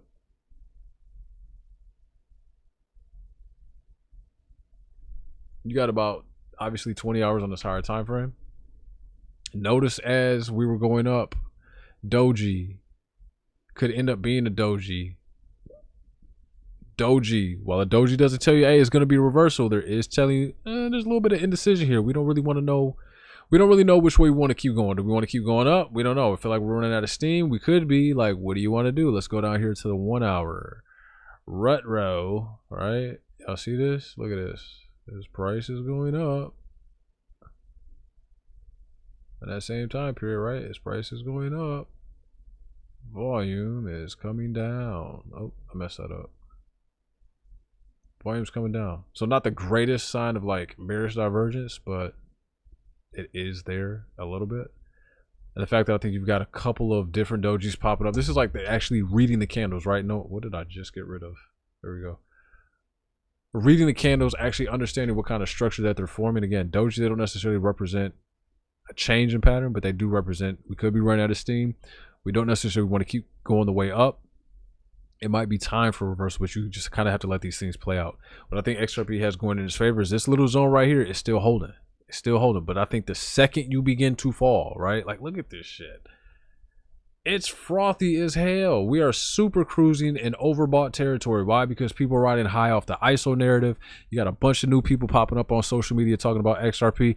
I don't know where they get these people from. I really don't. But if like y'all could get some of those folks to come over to chat. If y'all could get some of those people to come over to things like Avalanche, Sui, Solana, like that would be great. Thanks. Right? That would be great because y'all be riding hard for XRP. Y'all just be, we are super cruising here. Believe me though, when this thing comes down, it's going to be nasty, right? I've been turning off all my doodles here. We got a whole lot of green. Whole lot of green. Whole lot of green. Fair amount of green. We've talked about this before. Markets seek to do what? Fill wicks and imbalances. You got to chart this guy. I can literally look at this chart anywhere. Wherever there's a shit ton of green, on the other side, there's red to balance it out. Somewhere at some point or another. Wherever there's a ton of red, there's going to be green at some point or another, if it hasn't already come, to balance that red out. Gaps, wicks, and imbalances is what the market seeks to fill. And it also seeks to take liquidity. So if we've been moving up, taking liquidity from all these different zones back here before in the past, at a certain point in time, we're going to run out of steam. People are going to get too euphoric. It's too much high-fiving and ass slapping going on. And people are going to be caught with their pants down as XRP starts to move to the downside. And then y'all going to be like, damn, Glenn was right. This thing's not doing half of what I thought it was going to do. This is whack. Man. Take a look at Link. Yeah, let's look at Link.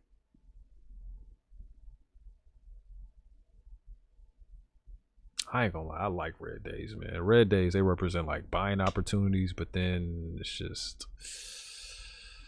I love it. I am really having a problem with my alphabet today, man. Jesus Christ. Yo, shout out to everybody who got out at LCX way back when at like 26, 30 cents, right? What was LCX at its heyday? Oh, 38. Ooh, that mean head and shoulders pattern. That played out beautifully. Burn, crash. Yeah. LCX, man. It's amazing how influencers can just move the price of a token. Everyone gets excited about it, you know. It's crazy. What am I looking for? Link. There we go.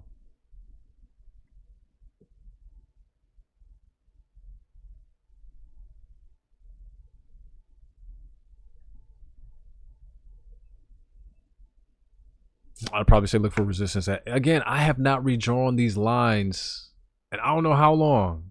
And they are still playing. Boom, we run up to 18. Resistance. Here we come again, 18 now. Look for a little bit of turbulence here. Right? I think Link looks strong in the interim. We had to get over this zone here at 15. What was it? 54, 53, 54. We did that. Doing what we need to do. It needs to be able to get over above 18. If you can get above 18, your next stop's probably going to be somewhere around 25. Obviously not straight to 25, but like you'd be trekking in that direction. Yeah, trend lines, man. Like I don't know what to tell you. Like they work. They work. Bonk went bonkers. Let's take a look at Bonk. I hope Bonk did go bonkers. It might be time for a short. Yo. Like when you know how to trade, you don't be getting upset that, oh man, something moved and I missed it. No, you don't even care. Oh yes. I'm gonna short the absolute shit out of this. Might get absolutely destroyed, but I don't care. Look at this. I'm drooling.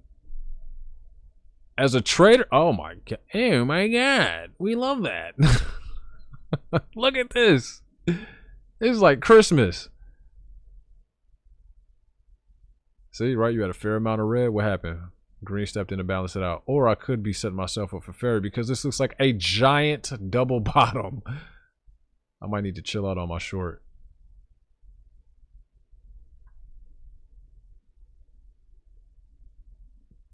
You said you're going to short what? You said you're going to short what? Well, I was going to short you. You ain't shorting shit. Shut that ass down. I mean, yeah, okay. Yeah, all right. All right. I see that double bottom there. I thought we were just running out of the blue. So here's why you gotta take your time and analyze a chart. But yeah, we're definitely as soon as this volume fall off, I'm over here waiting, finger above the sell button, like as soon as this volume tapers off. As soon. Omni short, for fuck's sake. Let me take a look at it. Ah!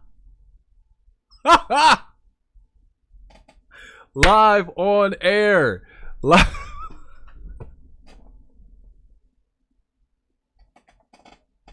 Hype me up. Hype me up. Hype me.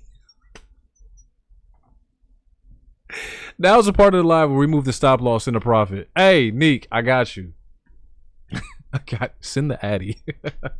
I got you. Hype me up. Hype me up.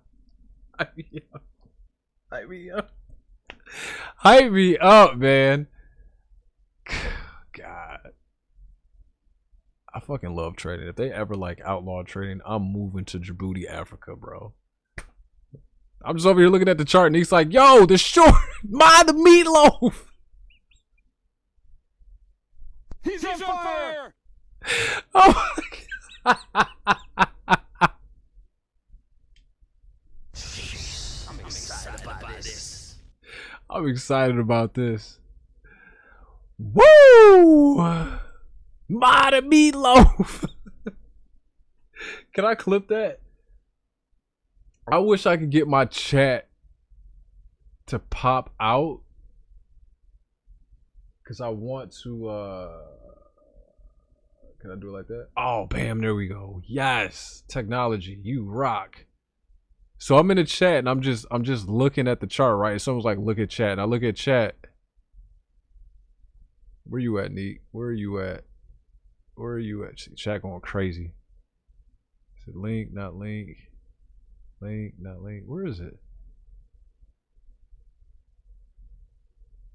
Bro, where is your comment at? Is smooth? Okay, no. I passed it. Go down, go down, go down. Go down. 1111 made my wish. I seen that from Milkshake. Go down, go down. Link. Where is it? Where is it? There you go. Neat. $ Omni. Short. For fuck's sake. Oh, let me go take a look at it. Let me go take 39% by you. Let's go. I love trading, man. I just want to teach people how to trade, bro. That's it. When you know how to trade, every day is a bull run. Every day is a bull run. When you get it right, listen, you're not going to win every trade, okay? Like, let me just be perfectly abundantly clear. You're not going to win every trade. I think I am going to short bonk. Glenn, I want to learn how to trade, how to do it. Go to CryptoGlenn.com. Pick up that ebook. I'm going to send you one for the free ski. And every time I upload my ebooks, you do not have to buy a new one. You don't. You want that one right there. That one right there. I should host a class. Y'all want to get together Saturday and just like kick some dope shit? Kick some dope shit. Yo, homies. The backwards hat. You want to kick some dope shit? There you go. Grab that. We're going to short this though. Hype me up. Hype me up. I hype me up. Boom, boom, boom, boom.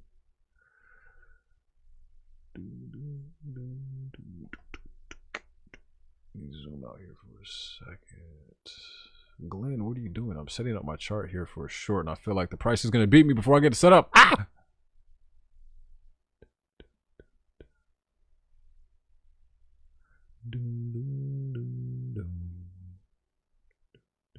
Actually, I don't like that.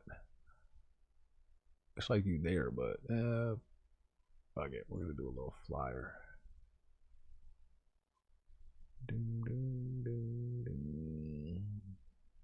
That one. Yeah, we're gonna do it. I'm gonna wait because on that hour, that 15. Oh, you lost it on the 15. Hour, you're bouncing off.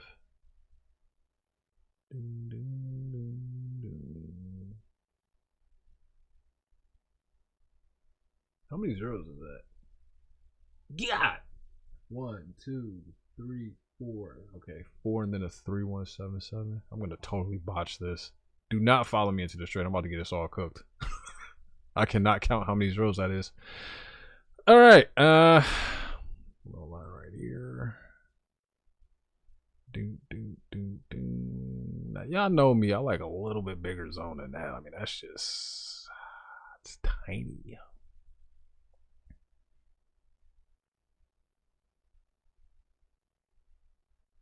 See, and that's why we wait, because right now it's bouncing off the moving average. We just don't want to ape into that. We're going to keep an eye on it, though. Like, for sure, for sure. What am I doing? 4 hour. Oh, would you look at that? Look at that. Look at that. Look at that. Look at that. Would you look at that? It's a nested zone. Look at that. That's my hourly, right? Damn, when you got these bad boys set up on a template, hell yeah, I got to be able to get in and do it quick. That's a dangerous game you playing. Is it? Is it? Look at that. Prices here.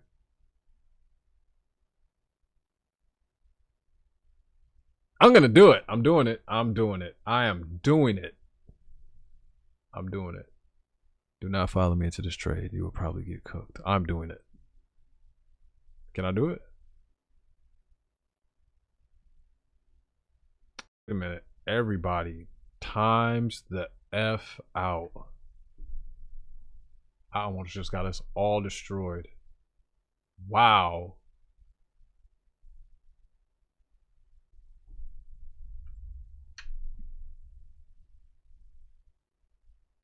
Nope. Nope.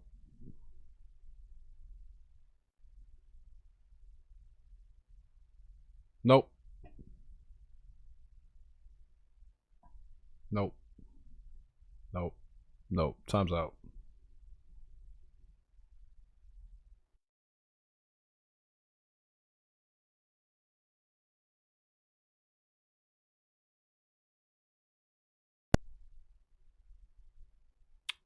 Time's out. I don't think. Son of a biscuit eating bulldog.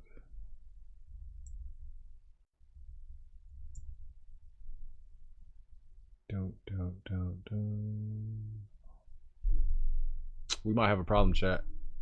My bad, Milf. My bad. I'm about to explain it though. Give me 2 seconds.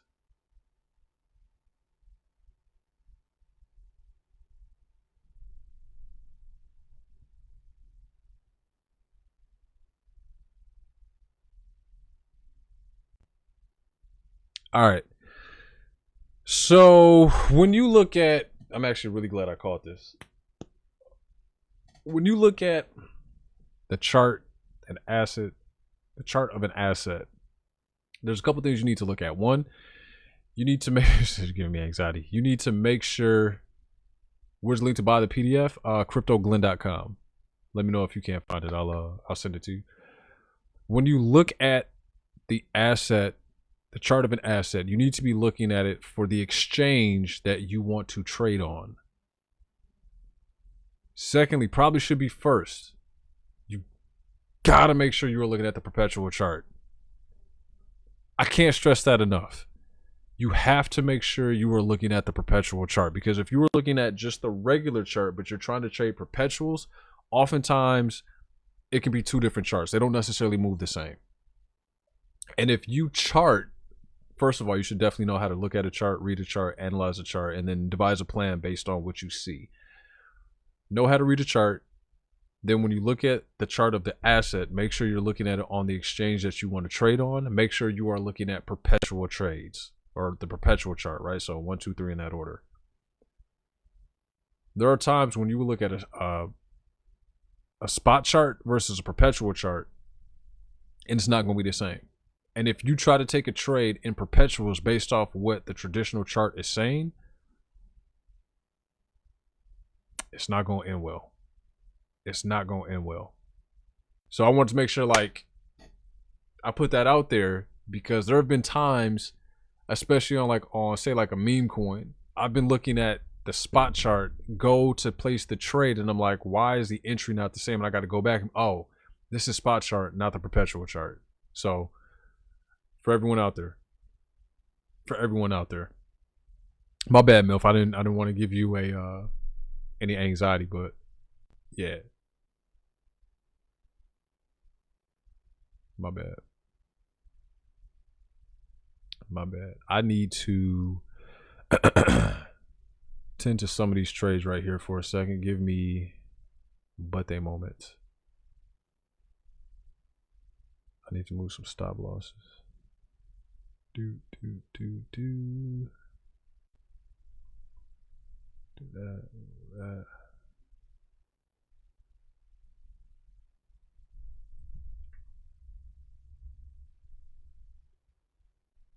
Cool. So no matter what happens, that's gonna be a winner. I love that feeling. Absolutely love it. Absolutely love it.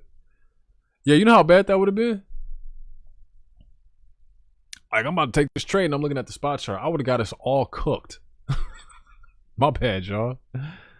My bad, players fuck up. My bad. But, you know, it's coming down. And on this one, I think you can only do it on like Bybit, Gate.io. Who was the other one? GHGate? Gemini. I didn't even know you could do perpetuals on Gemini. Gate, HTX, Huobi. This is the old Huobi. Binance. Man, one in the chat if you still got your Binance account. Like, if you do, I'm jelly.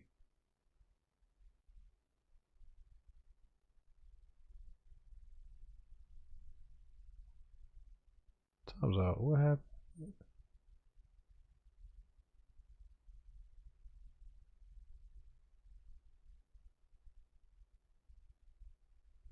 I had an XRP trade going on. I have no idea what just happened to it.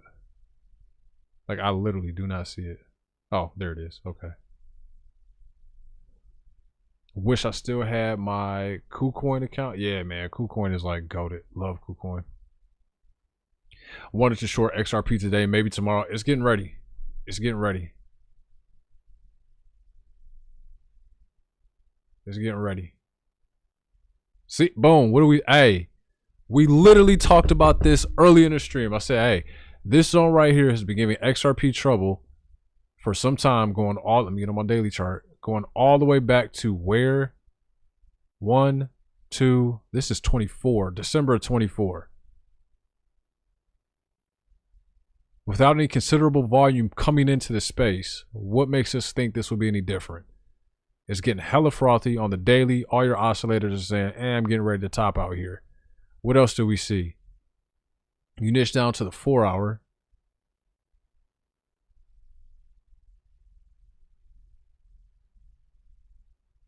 Doji.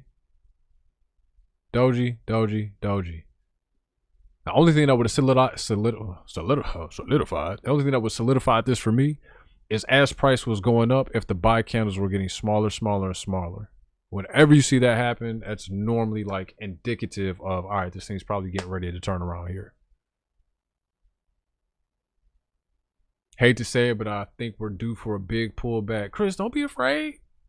We welcome those. We like those. Not even gonna be mad. What are my thoughts on Bonk? Outside of that, it's a meme coin. Again, meme coins aren't really my jam. It's a lot of inherent risk. I got, you know, people who I respect who play meme coins. What's up, Dave? Appreciate you for the heart, me man. Thank you so much. Wow, I totally just botched that. My bad. My bad. Thank you. Spoons, appreciate you for sending the 12 lightning bolts as well. Thank you. Black to the blockchain. Appreciate you, family, for the heart, me. Thank you. Hey, my guy Mike X is in the building. What's up, Mike X? Thank you so much, sir, for the lightning bolts. Yeah, like I said, I have people who I respect who play meme coins. They're not really my bag. I think the risk metric for meme coins is, I just don't like it. Bonk is probably going to be a little different because it's not like your traditional, hey, just got created on Pump Fund kind of meme coin. It's been around for a little while. It's got, how much liquidity is in Bonk? Will they tell us that?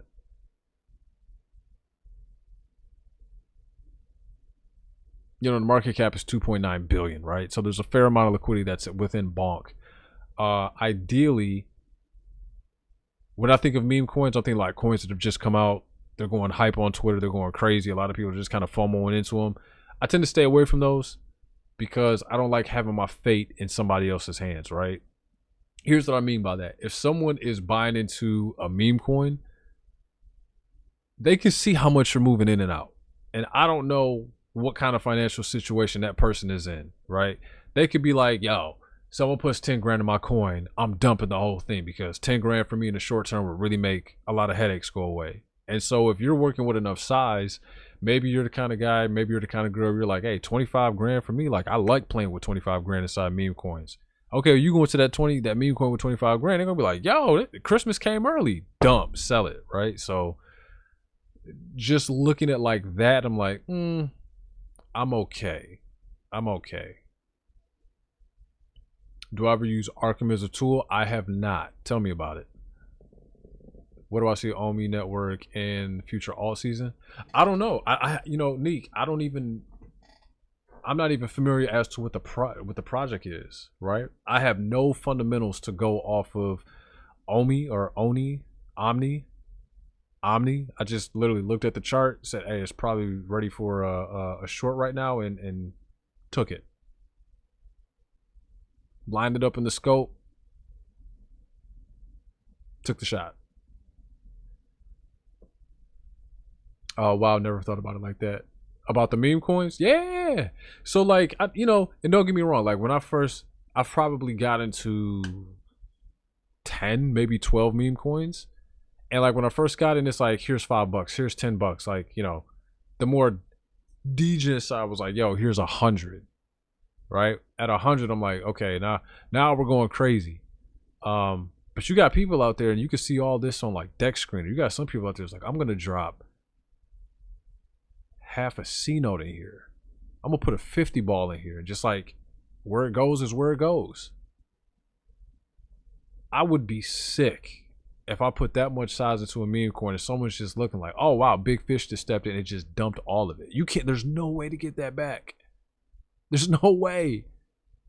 You know, so for some people they can stomach that kind of risk. Me, I like, while it's all risk, meme coins for me, they just represent like the highest form of risk, and I'm like, I'm not about that life.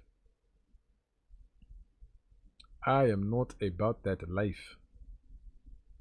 Arkham Intelligence. Can I copy that? Yes, I can.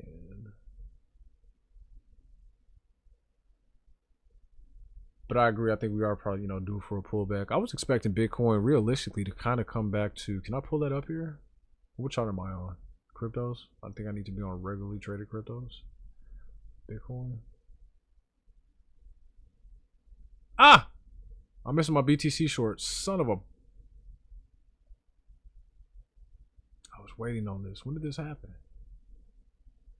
At noon, yeah. Noon and 4. Damn, I wasn't even home. I said I was waiting on BTC to come back down to around... Yeah.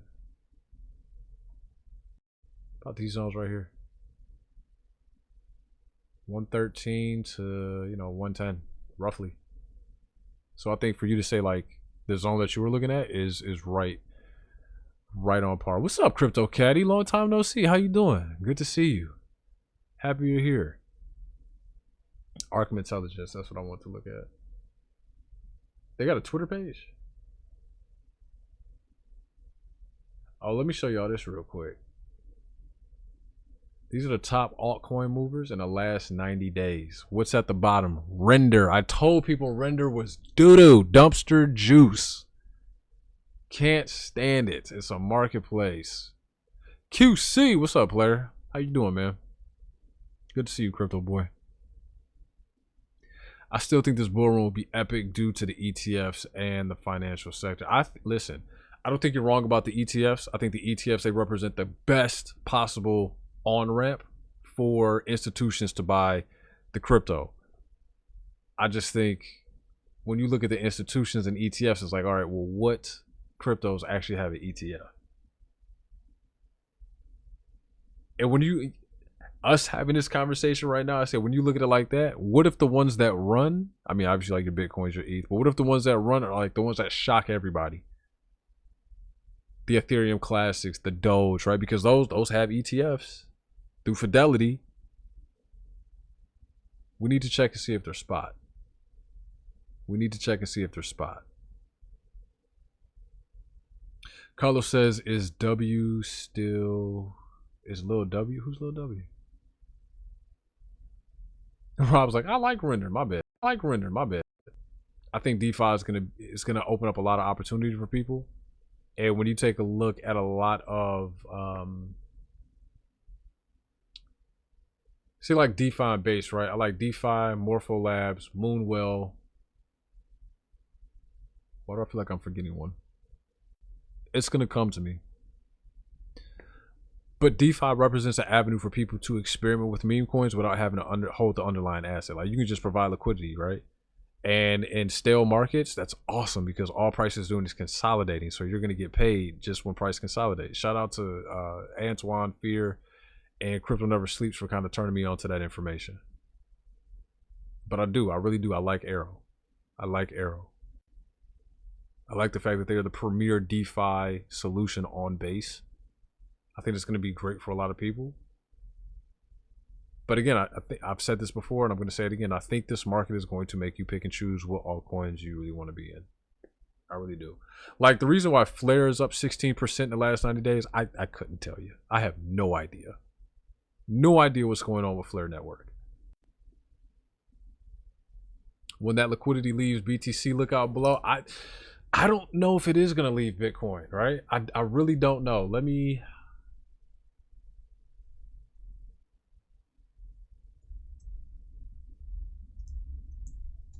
see if I can find this.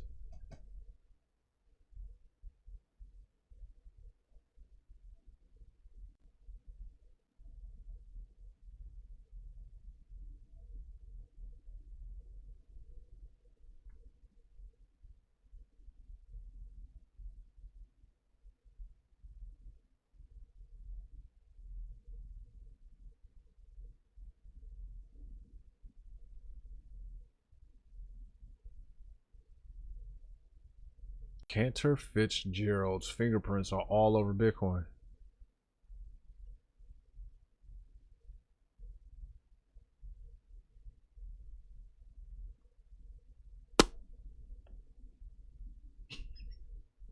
They're never leaving. They're never leaving. They're never leaving. The liquidity is likely not going to leave Bitcoin.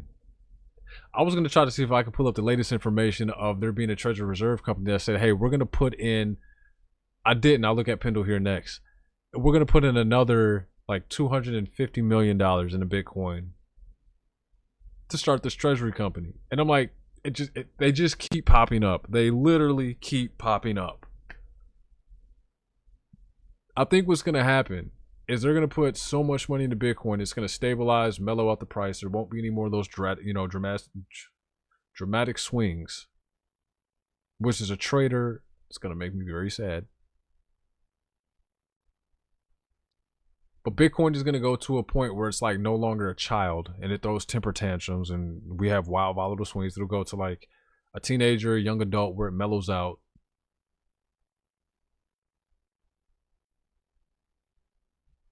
And I don't think we're going to have the kind of alt season that you can just throw a dart in any direction and run into some cash. There are lots of heavy players in this space right now who are like, how do I earn yield on Bitcoin? In order to earn yield on Bitcoin, you got to have Bitcoin. You got to hold it. So if you're holding it trying to earn yield on Bitcoin, that's the money not leaving Bitcoin. Which is probably why the Bitcoin dominance chart looks a little something like that. 63. I mean, when was the last time we really touched 50, right? I see this and I'm like, oh, cool. This is getting ready to turn right back around. Most people would see this and they're like, oh, it's almost time. And I'm like, it's probably going to turn around here. Right? These charts are just like liquidity, okay? So you got price goes up. It creates these pivots, and each one of these pivots on a normal chart, these will represent liquidity, okay? Well, when price goes down, it takes out liquidity here, here, here, here, here, here, right? It'll take out liquidity. At a certain point in time, this is going to flip back around, and it's going to start to run back up. On the 4 hour, you're already starting to see it here, right? Now, whether that remains true or not, obviously you're going to have to wait on a longer time frame. What we don't want to have happen is we don't want to have, what am I looking for? Okay, man. We don't want to have this kind of thing happen, right? It comes back up and it goes down. And what does this create? That creates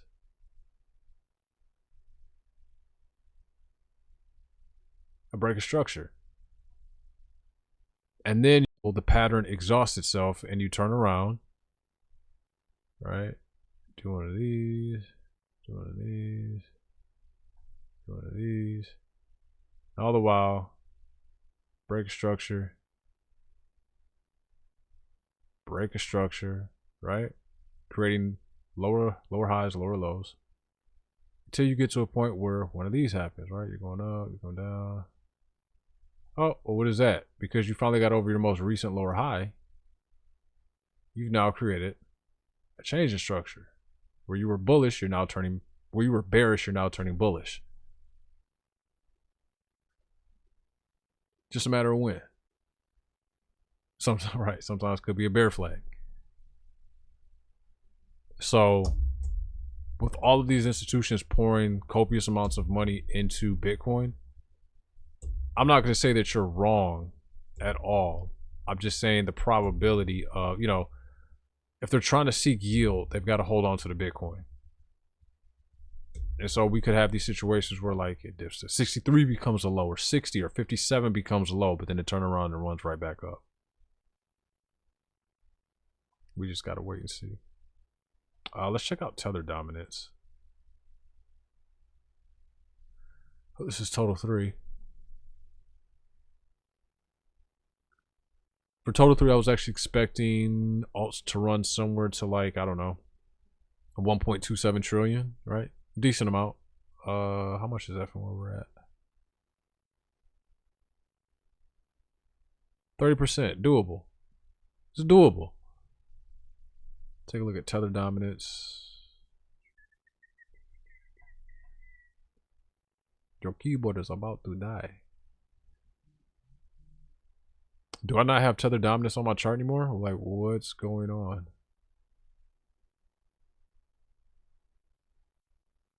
That's really weird.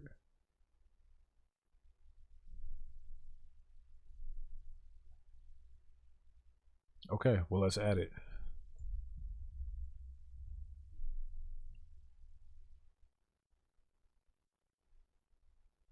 Where is it? Did they change the tether dominance ticker? What's going on?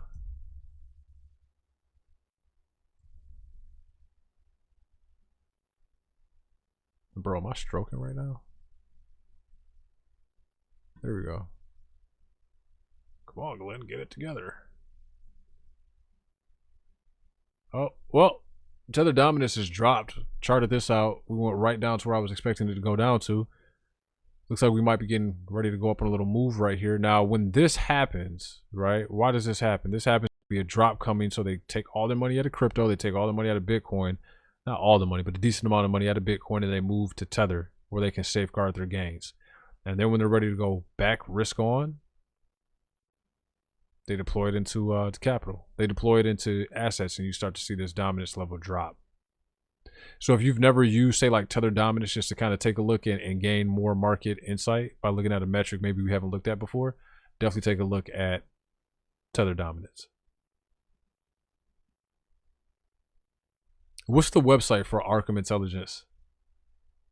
It's underneath my BTC chart. Oh, don't tell me that. Am I really an idiot? What's going on? Was it here or was it here? Regularly traded cryptos.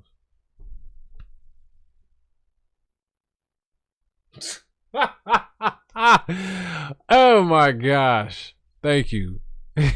Thank you, Sharon. Wow. Listen, chat. Nobody needs to know about that. Nobody needs to know about that. How did I miss that? You idiot. That's crazy. Yeah, definitely take it's USDT and the period sign for tether dominance. Can I look at Toshi? What's the ticker on Toshi? How's that trade doing? Not bad. Not bad at all. That's crazy. How you gonna do 40% of your money in one day? What?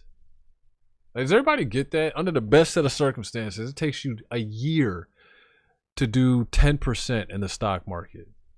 Turbulent times like the one we're in now, you might, I don't know, maybe 7, right? And you're gonna do every bit of 10% in a year.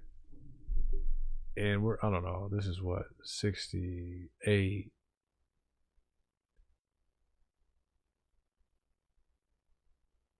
Shit, that's a little over 120 in one day. That's not bad. That's not bad at all. Not bad at all. Is ETH still short-term bullish? Let's take a look at that. Is ETH still short-term bullish?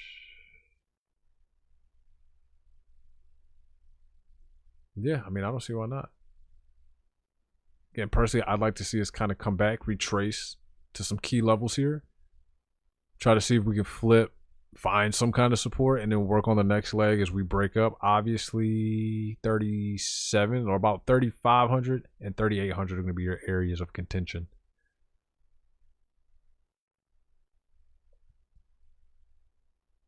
Short term, I think so, yeah. I think so. Writing off ETH has never set right with me. I feel like every time we get ready to write off ETH, it's like, ha, let me show you why I'm the king of altcoins. I'm number 2.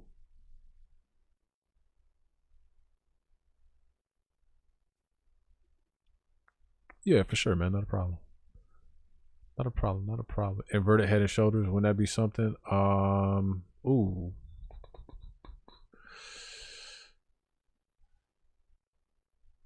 Here. Maybe, but then you got this little thing right here. I think that kind of validates it. Unless you're looking at a different area for the inverted head and shoulders.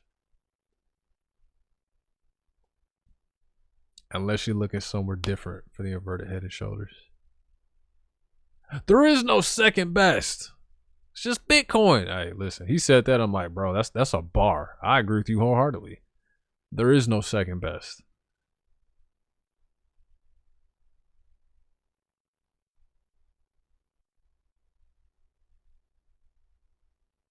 What is grass doing? I remember everyone was talking about grass. Oh, grass is at $3. Yeah, we're going to the moon. $1.13 later. I still think this act here could act as a little bit of a demand zone. What is this, like 83 and change? 86?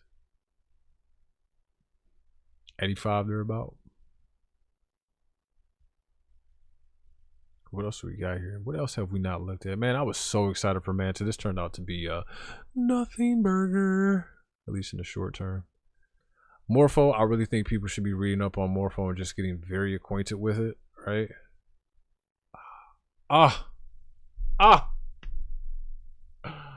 Glenn, you showed us the demand zone. Did you take the trade? I did not. I need to stop getting sidetracked, for real.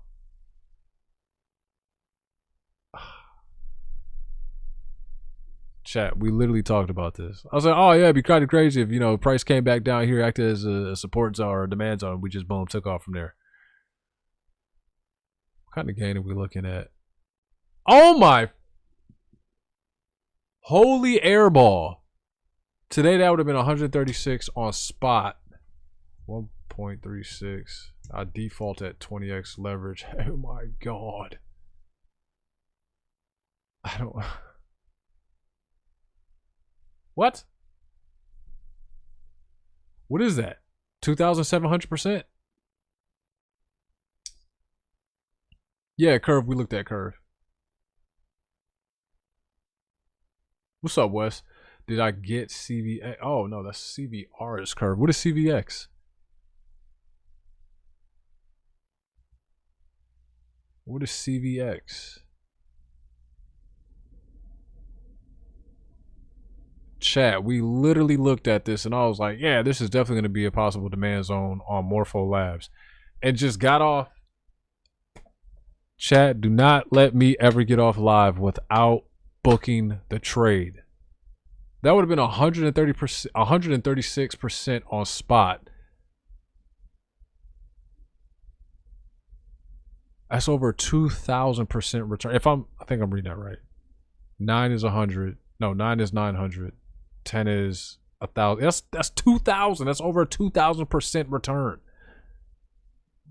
What?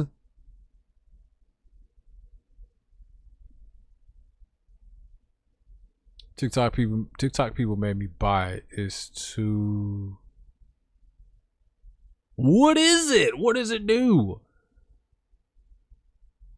What's coming in here dropping bombs? Like, hey, bro, CVX. I'm gonna look at it.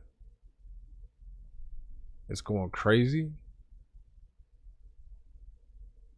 Well, if it's going crazy, y'all trying to get me to buy a top of a candle? Wes, you wouldn't do that to your boy, would you? You wouldn't do that to me. He said, "Ha, Schiller." No, Wes is good people. What is it? CVX. Convex Finance, is that it? I thought it was. I thought it had something to do with Curve. I don't think it does. I could be mistaken. I don't know. Market cap 488 million. It's done $101 million trading in the last 24 hours. That's interesting. Let's take a look. Please don't be a meme coin. Please don't be a meme coin. Please don't be a meme coin. Please don't be a meme coin. Don't be a meme coin. Don't be a meme coin. Please don't be a meme coin. Oh, it's not a meme coin. Okay. What do we got?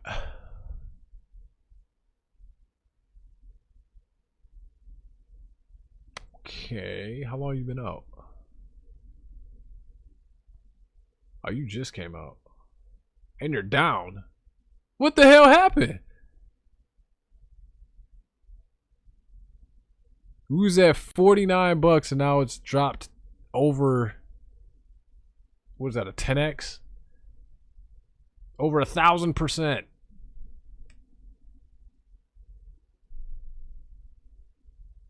This isn't it? Oh, you're saying it's not a meme coin. Okay, got you. All right. Can I short it? Because if everybody's excited about it, I kind of want to take a short. Yes, we can. There's more than one way to get into a coin, ladies and gentlemen. There's more than one way. There's more than one way. CVX. Let's look at it. CVX. What we got? Give me that perpetual chart. Damn, y'all gonna make me get on the OKX account. Shout out to OKX, man. Y'all know they the family. Shout out to OKX. Oh! Y'all already know what I'm about to do. You listen to me. Listen.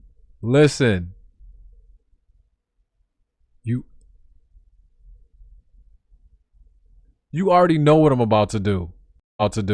What? Look at this.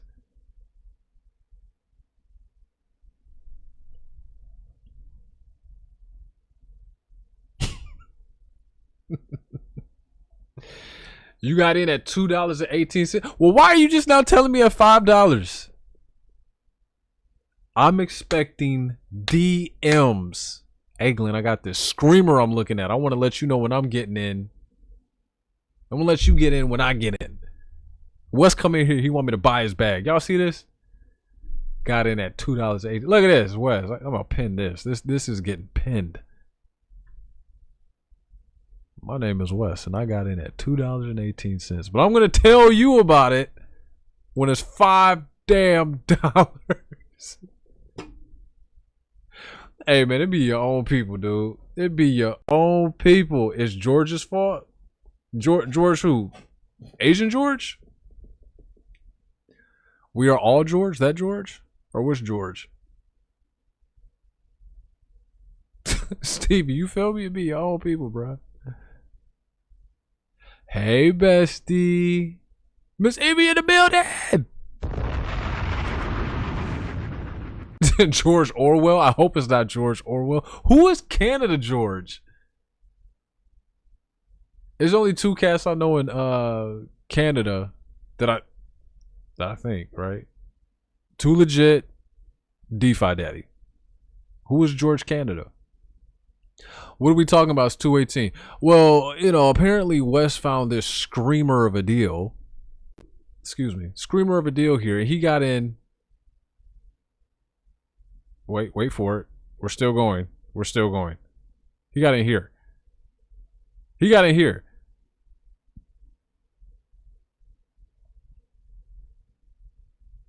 Oh, okay. Yeah. I know exactly what you're talking about. I need to jump into more Slayer's lives, yeah. Even though he thinks I do not answer his questions. It's like a little running joke we got going on. Yeah, Wes got in down here. Where did Wes tell us about it? Right here.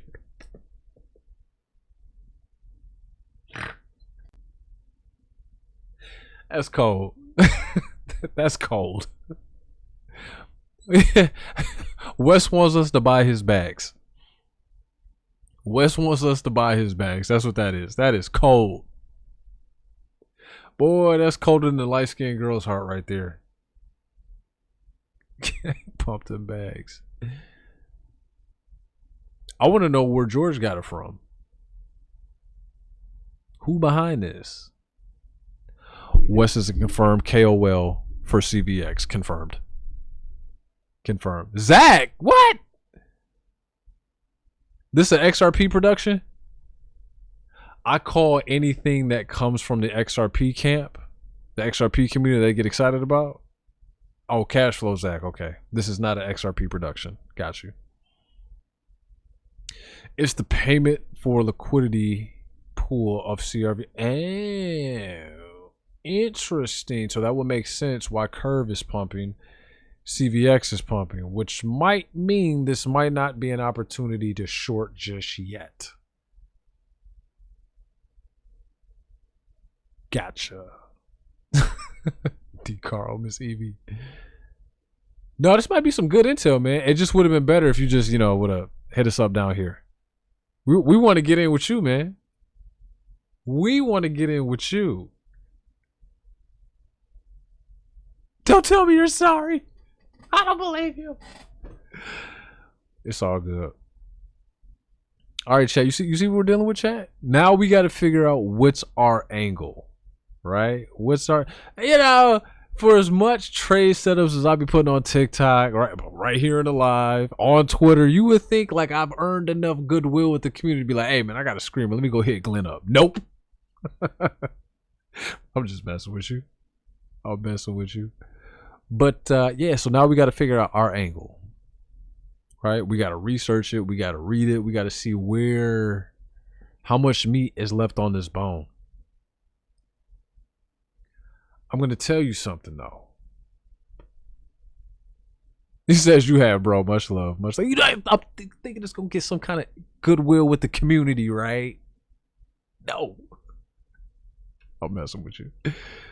We're coming down here to this 4 hour, right? What we need to look at is what this, god damn, this is some, look. For price meets moving average. Extension, that's some hellified extension. Look at this big ass gap in between there, right? You got to figure if it comes down, it's got to come somewhere in this zone right here. It's $5.07. It's $5.01 right now. It's moving. Where did they say I got short this? Can I long this bitch? I can do it on the OG, OKX, KuCoin, Bybit, Gate. Deepcoin? I've never even heard of Deepcoin. That sounds like an exchange. You put your money on it, it goes bye-bye. Mexi, L-Bank. Oh, you can long this on. Oh, no. Yep. Oh, damn. I didn't even know you could do it on L-Bank. All right, let's go L-Bank. Sweet. Okay, cool. But yeah, you figure it's got to come back somewhere in here. It's got to. Let's do this. Where is it going?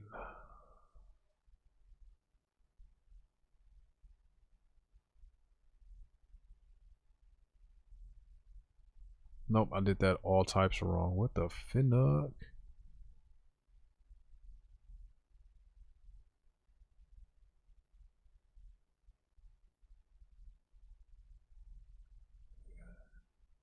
Here.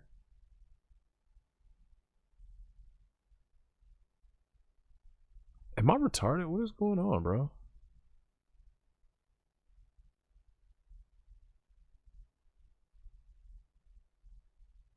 Say that is the top. Shit, ain't nowhere near ready for a retracement. Not yet. 589 soon. Oh my god, XRP, your mom. Why? Why? Why? What does Slayer say?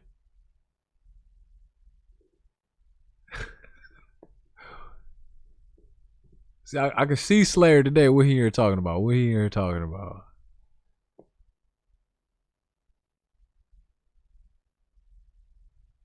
Still on live. Good work, bro. Yeah, man. On this bad boy for 2 hours and 11 minutes and 54 seconds. If the bull run ever kicks off and starts going crazy, I'm going to do a full 24-hour stream. And it's going to be a complete shit show. We're going to be way off the rails. Where, I mean, yeah, even if this thing wanted to come down, it's not ready yet.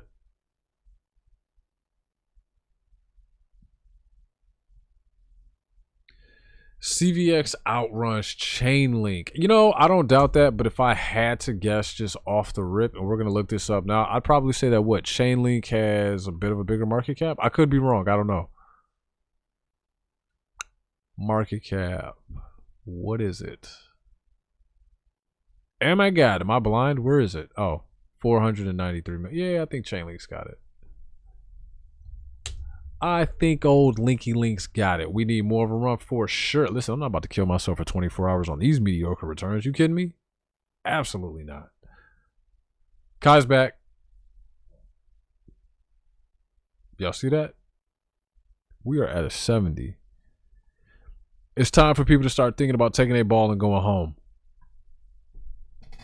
Just saying. Just saying. Let's look at Chainlink's market cap. And clearly I can, oh, there it is. I'll say clearly I cannot spell. Last time I looked at Chainlink's market cap, it was probably something like, I don't know, 8 billion, 9 billion. That was a little while ago. 11 billion, right? Like, okay, yeah. 11 billion. This is over 2 times the market cap for Convex. Hold on, wait a minute. Did Convex used to be listed as something else? What is oh my god, what was the name of that? There was a token.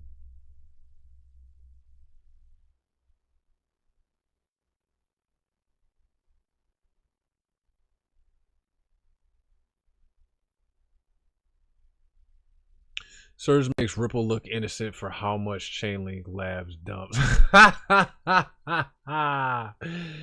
You Slayer's going to owe me $100. What did y'all bet on?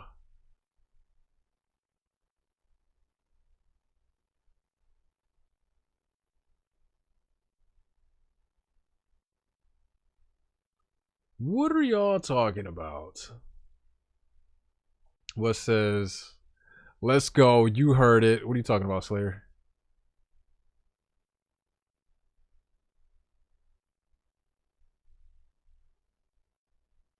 CVX will not outrun Link by the end of the year.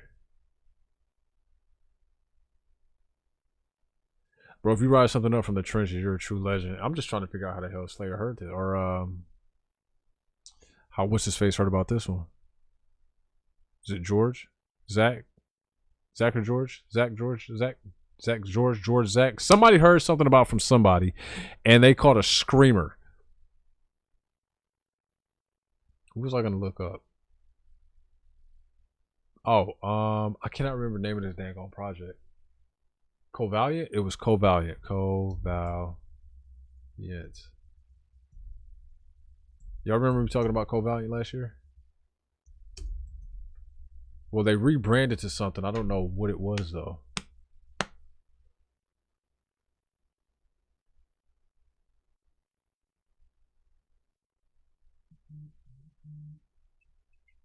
Value price today. CQT. I was getting excited. I was like, oh, maybe I'll hold some of this. I don't. I don't. Frank, what up, though? Good to see you here, my guy. Oh, am I writing anything up from the trenches? I got rid of a fair amount of alts before things got a little squirrely. But I still have, I mean, from the trenches, Supra.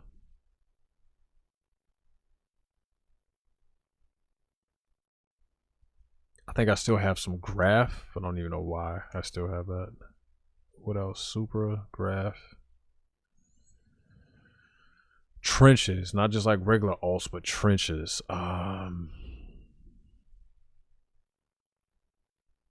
You have to let me check the bags. I'm having a hard time remembering off the top of my head.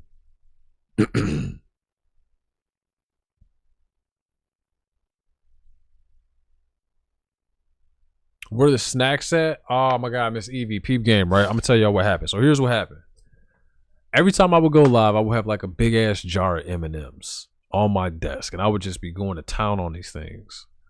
Well, long story short, I'm at the house one day and I'm running up the stairs and I'm feeling shit jiggle that ain't never jiggled before. And I'm like, oh no, oh no, oh no. That's going to be the end of that. I swear. Johnny, I swear. Like Biscoff? Bro, are you kidding me? Biscoff? Yes.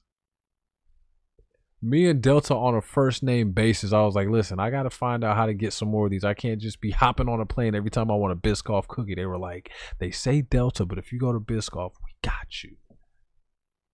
I'm like, that's the gym? They like, I'm like, cool, say less. So now me and Biscoff on a first name basis. But I had to chill out on the Biscoffs because before it was M&Ms and I was popping one, popping two. I was eating them like they were Skittles. Running upstairs, stuff's jiggling. I'm like, I'm a former Division I collegiate athlete. Stuff ain't supposed to jiggle, right? My money don't jiggle. It folds. I start eating the Biscoffs. I'm like, ooh, they're light, they're airy, they're porous. How many calories could possibly get in it? It's still jiggling. I'm like, yo, listen. Road work. We're going to do some boxing. Push-ups, sit-ups, we getting back on that bench. Like, we doing something because this is not the way it's supposed to shake and drive. Right? So we done got things back in order, right? I'm on all of that. Back on my chicken, my rice, sometimes some potatoes. Every now and again a burger and some pizza. But it ain't jiggling no more. So I had to kind of reel that in. I was doing a live, like, I don't know. Slayer, appreciate you with the heart me, man. Thank you. Is that what y'all was talking about? You know, I was doing live like 3-4 nights a week. That's a lot of sugar to be consuming. I'm like, we gotta reel it in.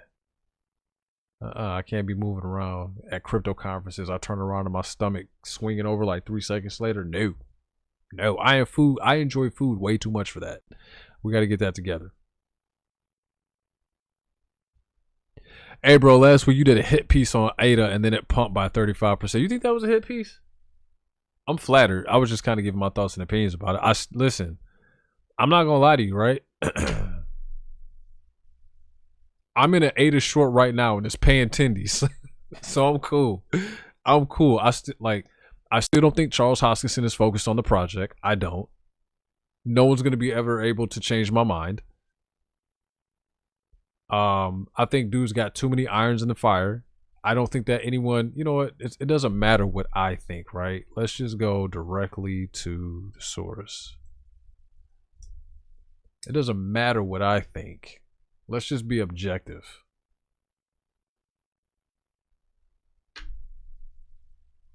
Let's just be objective. It doesn't matter what I think. Yeah, like when I go to these DeFi Llama, huh? Jeez, I'm excited about this. Yep. Yep. Okay, no matter what I think, let's just take a look at it. Where is Ada? Somebody stop me when you see it.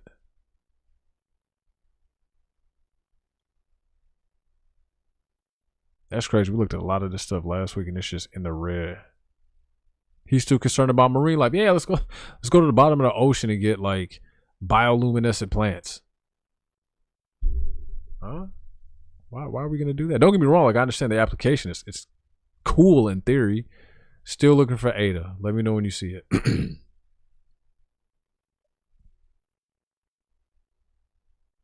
I pass this? There's no way Ada is all the way down here. No. It's no. It's no way.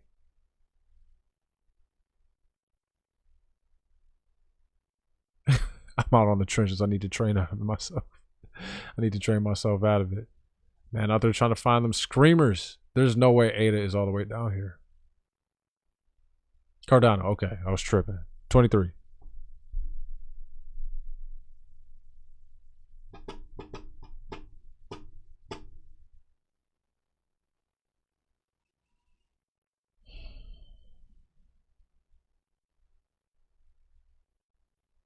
Did you see it? Because it doesn't matter what I think about it. It doesn't matter what I think about it. What it matters is what is the facts about it, okay?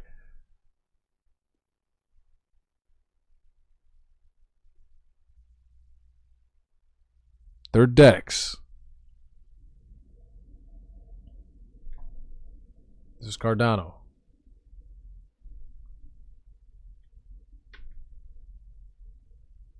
See if we can get some skimmies here.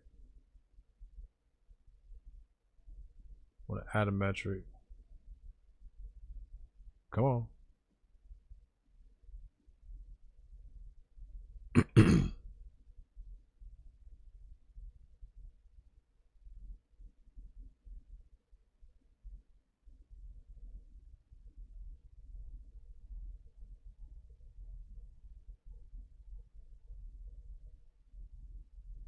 There's no app revenue.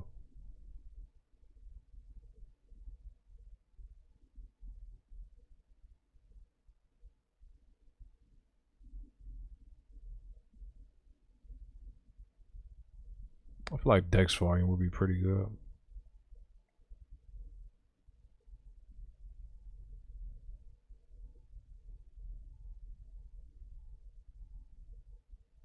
DEX volume falling off a cliff. What else can I use on here? How much money is the chain making from fees?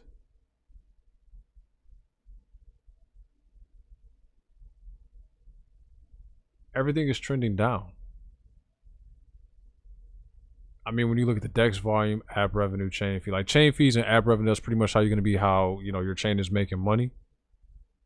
We definitely don't want to see that trending down. It is.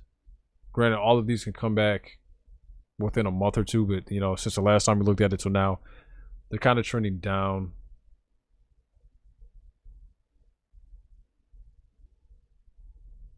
Right, from 2025 until... What is this? Go here.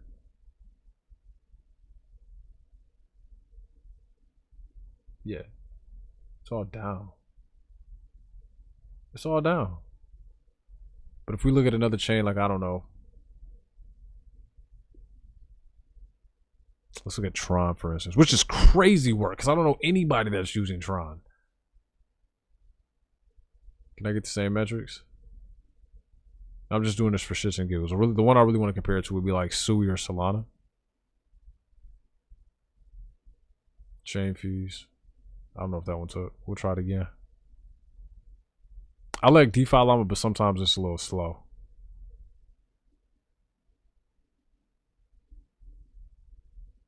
Come on. Chain fees. Chain fees. I'm clicking it. It's not.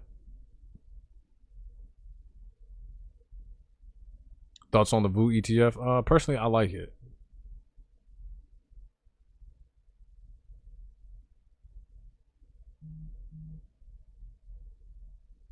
January 25.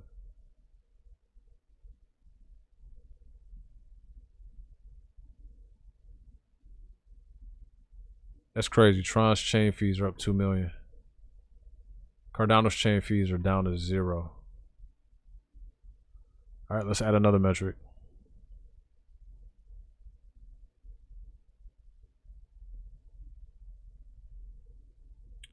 Said app revenue. Let's take a look at app revenue. App revenue is what? The purple?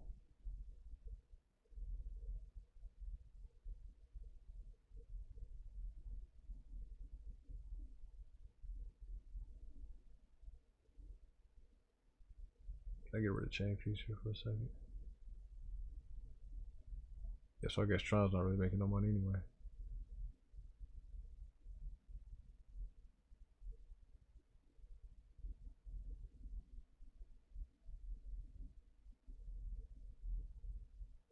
Oh yeah, app revenue 18,000 is what is that? It's nothing. All right, let's just stop playing games. Let's compare it to what I really want to compare it to. We'll use Solana.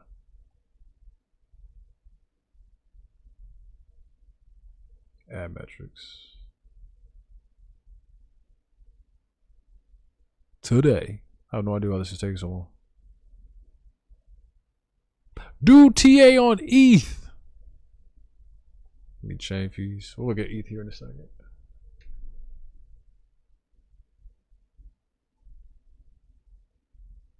We go on the year.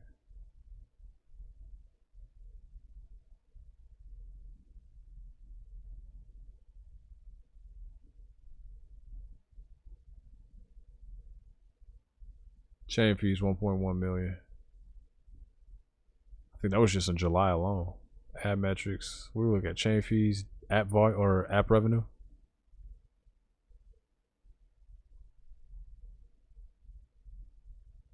Or chain revenue. Damn, come on, DeFi? Jesus.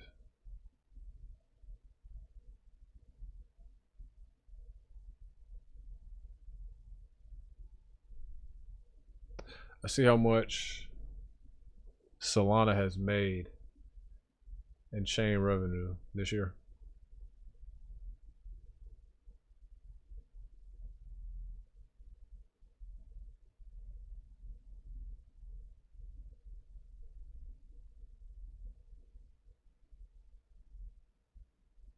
Oh, this is daily.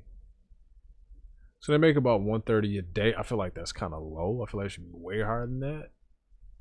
Maybe a month. Wow, Solana's chain revenue is down. That's interesting. Didn't have that on my bingo card. So in January, they were doing about 120 million. But you know what? Solana was kind of down as of late, so I guess I'm not surprised thinking about it now. Chain revenue in July, they've already done about 2.2 million. Not bad, but again, you were back here at 120 million. That's crazy. That's crazy.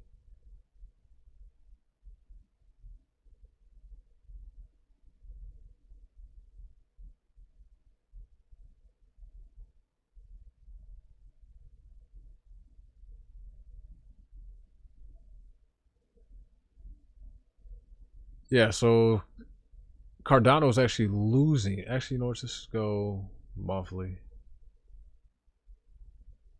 They're actually losing app revenue.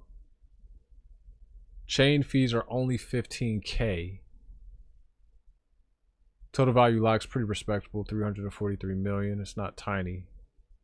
Yeah, I gotta do something about that chain fees though.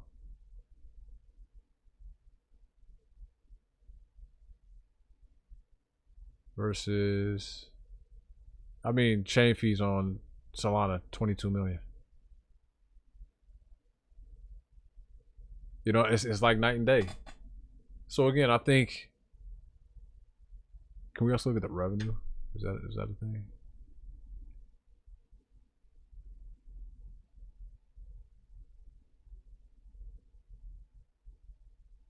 I would say active addresses, but I feel like that kind of stuff can be faked.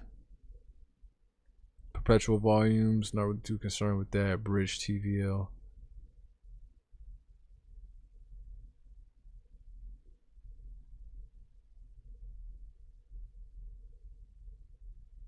Like, I don't even know what Cardano really has going on. Like, I don't hear anybody talking about meme coins, NFTs, like nothing. What do people do on Cardano? And again, I'm not saying this to be mean.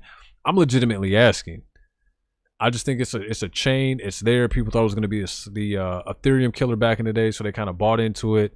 But I really think what happened was Charles Hoskinson got his bag from being a co-founder of Ethereum, decided to launch Solana, or I'm sorry, decided to launch Cardano because he held that supply, was able to, you know, release it to the market, made a ton of money off that, and he's just living life.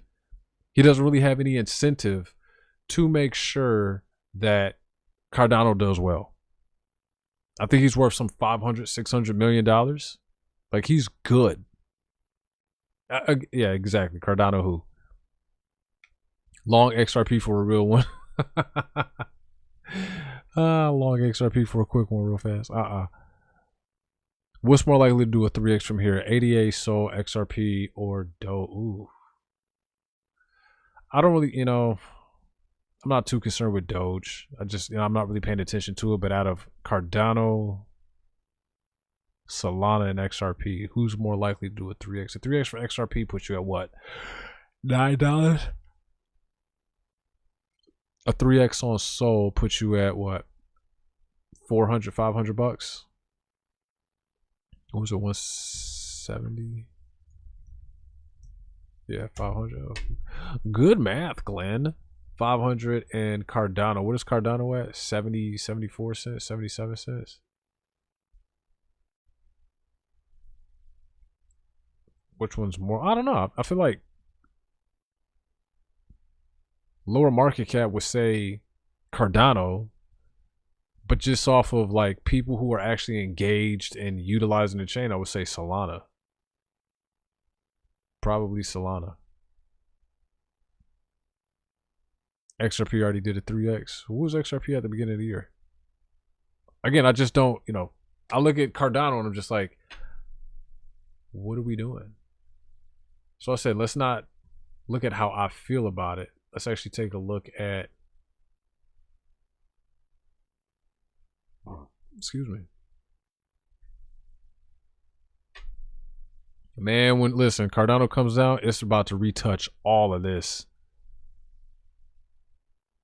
It's about to retouch all of that. It was at 60 cents. XRP was 60 cents at the beginning of this year? No way. For real? Was XRP really 60 cents?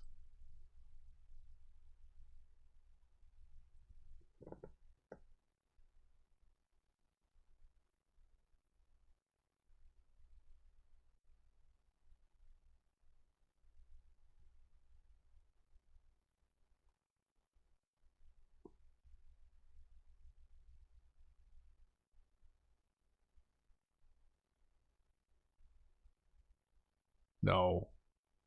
It's like 220. 2 and some change. Either that or like that in December. 60 cents? No way. Last time XRP was 60 cents was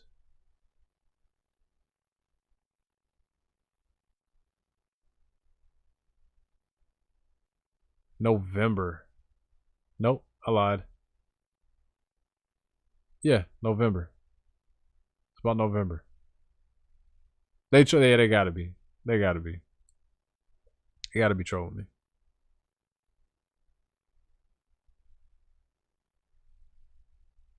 But still, like, no one can tell. Oh, shit.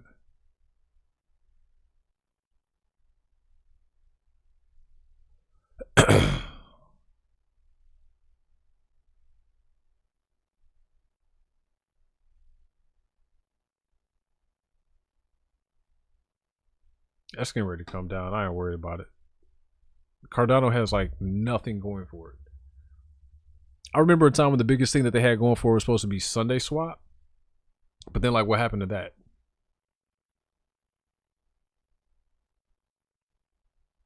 No wonder I lost my patience. Yeah, man, you got to go back a long while for that. All this getting ready to come back down. How does Cardano's volume look long term?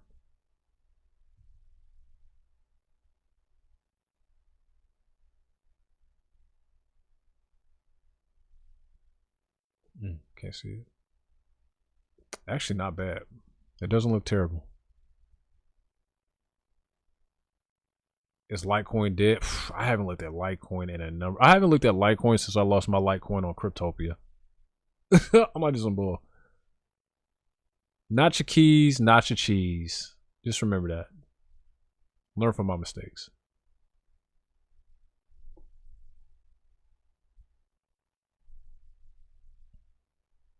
Do TA on ETH. We were already looking at ETH. We said with ETH's recent price movements, like to see it come down, build support down in this zone right here before it pushes up. It kind of does its thing, because anytime you blow past zones like this, like you should technically come back and retrace, try to see if certain areas are support now, instead of just trying to run all willy-nilly to the high heavens.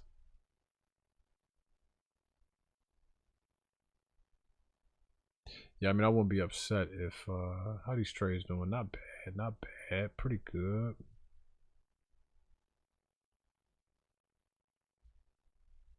It's just it's getting too frothy. It's too up and down, it's too vertical. BTC excuse me. Shout out to BTC for recapturing 118.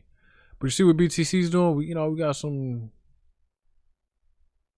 consolidation going here, some chart structuring trying to happen.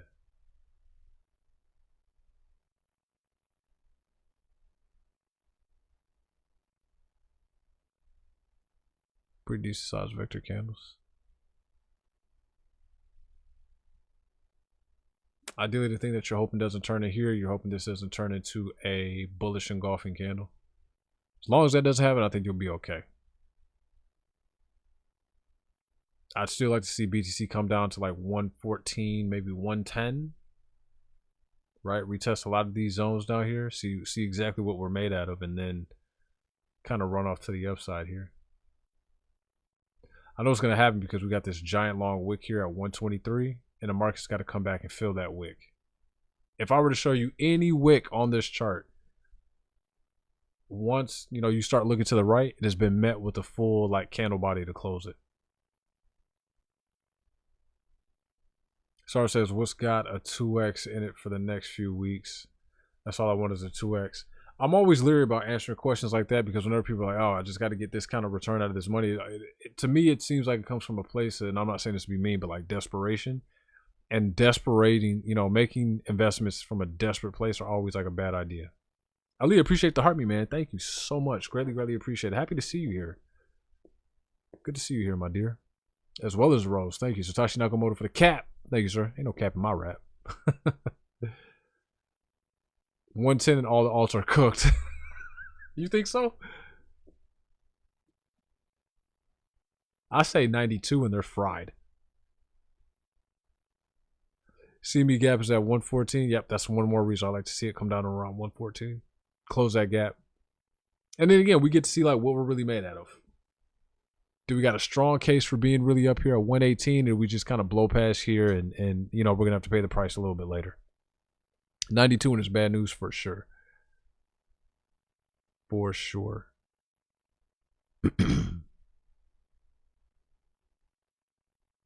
It's something about seeing the CME gap that just makes me hungry. I have no idea what it is. Dominance is going to spike. BTC pulls back to 110, 114. Alts are suffering after that. Would I really be upset if that happened?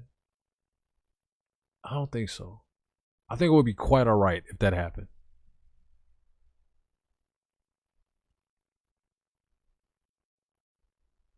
pulls back. So I mean, we're thinking what? 4,000, then another like 8 grand total.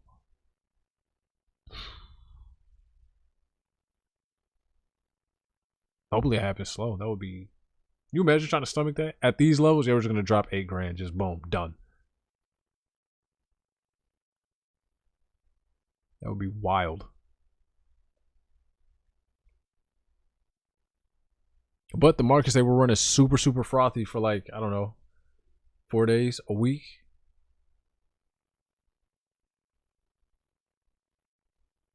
Bro's definitely in BTC. He's only glanced over ETH for me because we looked at ETH 3 times. 3 times. And on ETH, it was kind of the same thing, right? Look, we're running. We got key level zones we need to come back and test. Outside of that, I don't really feel great about where we're at. Don't get me wrong, I like it, right? Because again, I like Ethereum. I like seeing the ETH do well, but not off pure vertical candles like this, right? Ultimately, what we needed to do in order for ETH to get back to a somewhat bullish scenario is we had to get above this zone right here. We did that.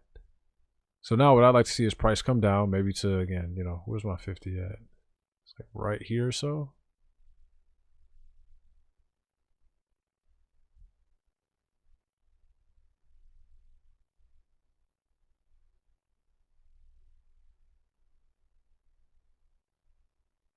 Nope, I don't need to go that low. Like here. Right there.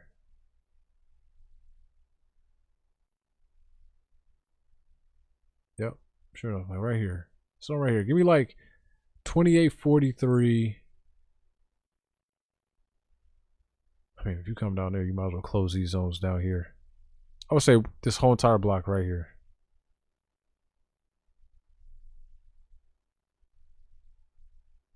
Come back there. Let's see what we got. Because you're going to come back down. It's just a matter of time. Your chart's running too vertical. Things are getting too frothy. Higher time frames. Everything's in overbought territory. How are we on the 4 hour? Still same. Right? Like you're going to come down. Where are we at on the hourly? How do we look? Let me see some of that price action. All right.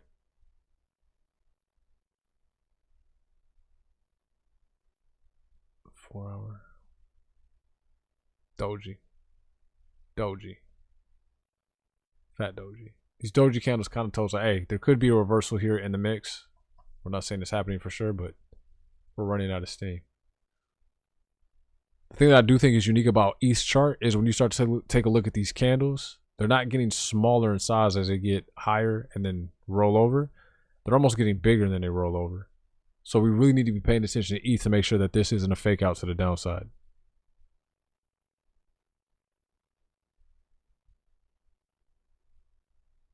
I appreciate you actually reading your chat and hearing out your audience are real content creators. Hey, listen, man, without y'all, I'm just some guy talking to talking to himself on the internet, right? Probably hits that EMA and bounces. And look, if it does hit that EMA, what are we going to close in this zone right here, right? We got one here. We got another gap, right? Go higher time frame for a second.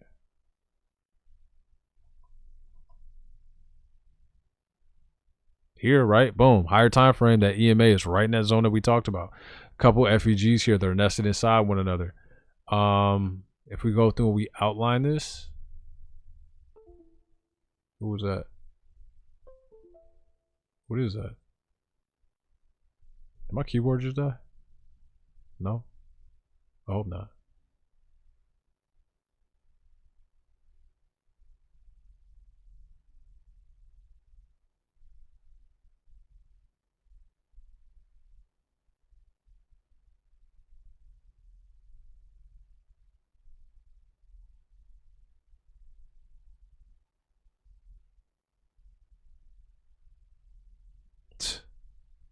It's too easy.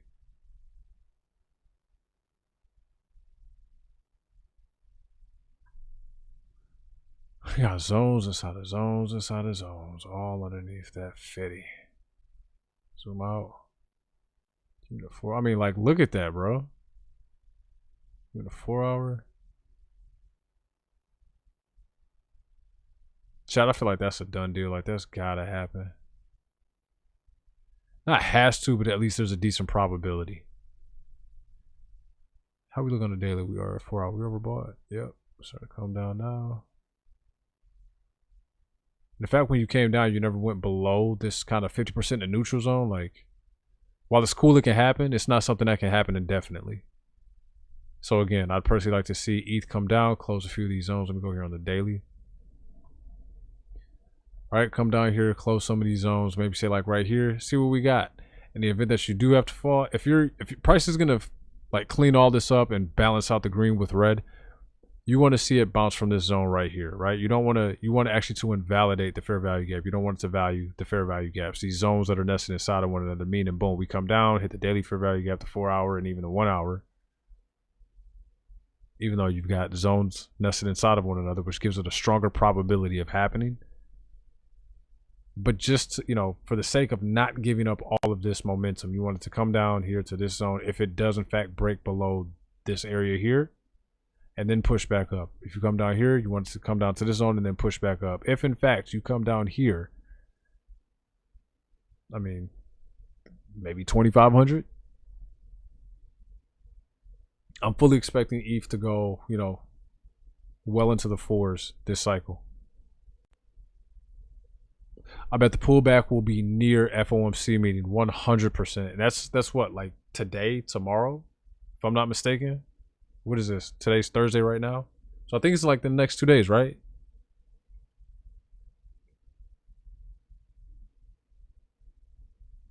Plus you got Israel acting all crazy again. Like, Israel, sit down. Have you ever heard about that? Israel just opened fire on who did they just start busting at? Syria. Yeah, Syria. Why y'all messing with Syria?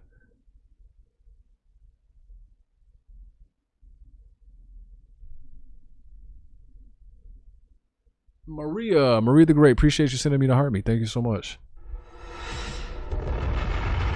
Yeah. And that was your first gift? Thank you. Thank you. I don't know if that's the first gift you sent in here or if it's the first gift you've ever given on TikTok. But next to your name, it just says first gift. So either way, thank you. I really appreciate that. I'm happy I can be a first of sorts. Thank you. Steve, what's going on, family? Good to see you here, my guy. Throw Israel in the slammer at this point. Like, why are y'all messing with Syria, bro? What did Syria do? Syria wasn't doing anything but sitting down, having some beef kafka, right? Maybe having some shawarma, some doma. Maybe even a little healthy for 2 salad. I'm frozen. Can y'all hear me? How's the audio?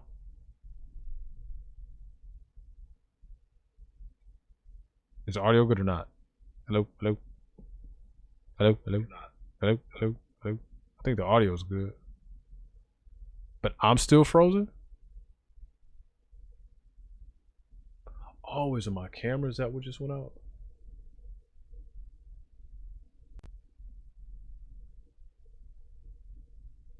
That's so weird. Am I back?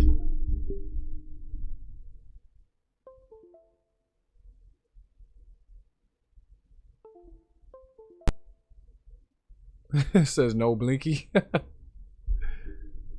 No blinky. I think the cam might have went out. Is that what it is? Hold on. Cam's not back yet. My cam froze. That's so weird.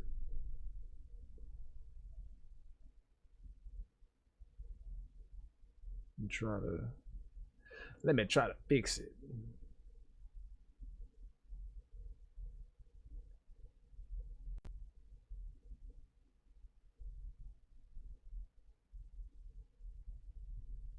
Are we back? I think we're back. Oh, I did it. I fixed it. Look at me go. Go team. Appreciate y'all for letting me know.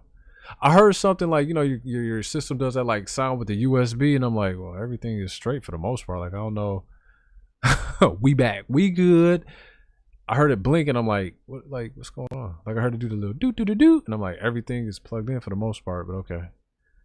So word to chat, if you have a dummy battery plugged in your camera and you're starting to live stream, and you're at like 2 hours and 40, I don't know, 2 hours and 50 minutes, it's probably gonna cut off on you, so you're gonna have to restart the camera. That's weird. Yeah, for sure, for sure. Now keep in mind, because we're looking at this on a daily, this could take like a week and a half to play out. If it takes that long, it could happen within the next day or like a week and a half, if not longer. But yeah, that's usually what I'm seeing on ETH. Take a look at stacks. I think people should be definitely reading up on stacks. At that Bitcoin conference, everybody was like, how do I earn yield on my Bitcoin? I'm like, oh, I know exactly who they're talking about. The stacks is running. It's like 81 cents right now.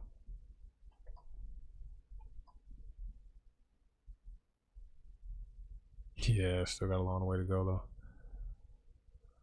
though. In order for stacks to look even remotely bullish, it's got to get over $1.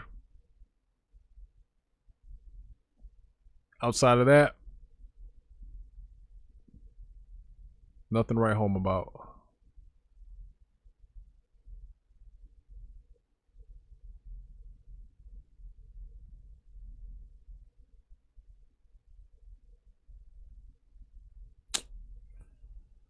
Oh man, don't say that.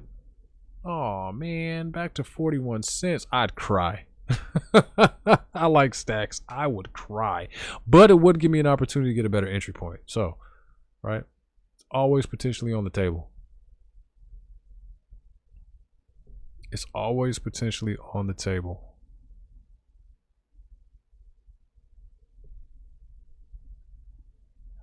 So what do we have going for stacks? Here's what alarms me about stacks, right? I like the fact that its price is going up, the volume is going up as well. It's not going down, it's not creating a hidden bearish divergence.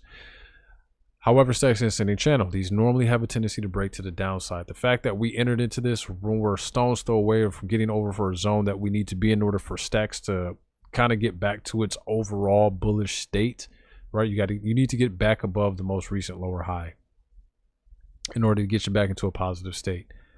We need to analyze and keep an eye on stacks over the next weekend or so. So this coming weekend, you know, right there at the top of that range. I don't know what the oscillators are looking like here on the 4-hour or the daily.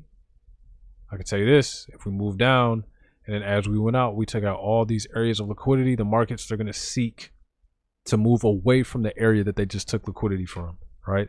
So I won't be surprised if we started to see us move to the downside and take out area liquidity here, you know, ultimately down here. We're just gonna have to wait and see. But when I see things enter into an ascending channel, it definitely always gives me pause for concern. Usually anyways, usually. And if this price, the measure move actually pans out, you'd be looking at somewhere around 41 cents. Now granted, a 40-cent drop, woo, that's like some black swan type activity. I just don't know what would potentially get us there in order to bring us down there, but yeah. Could I be wrong? Sure, right? This is all just a game of probabilities, but first things first, if in fact you find rejection off this ascending channel, you don't necessarily want to break your support down here at 71 cents. That's not going to be good for anybody. Not going to be good for anybody. Can I give you a zone or a target that would be a little bit closer? Just kind of keep out an eye out for.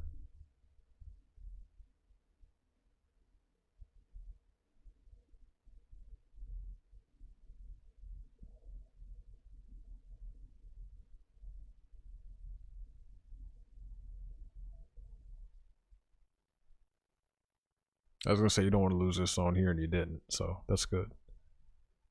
You don't want to lose 81 cents. You lose 81 cents, it's not going to be good for anybody. I sold everything today. I'm thinking with these bills or sell the news event. You know what? Running. If you turn out to be right, it would not surprise me. It really wouldn't. It wouldn't surprise me at all. Ton of liquidity beneath this all the way down to 106 BTC. Oh, that'd be crazy. That would be nuts.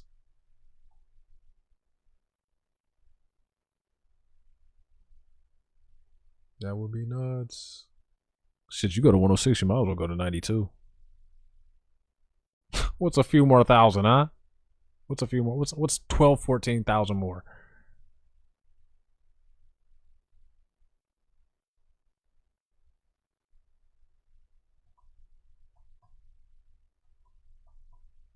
He said liquidity beneath 106 or to 106.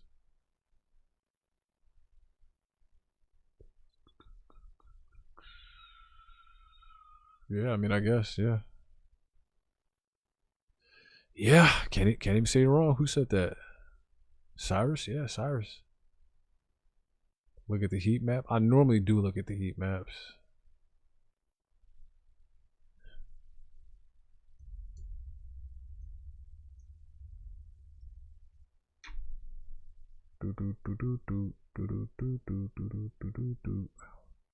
I actually have a subscription I need to renew. That is very imperative for my crypto research. Dave, appreciate the rose. Thank you, man.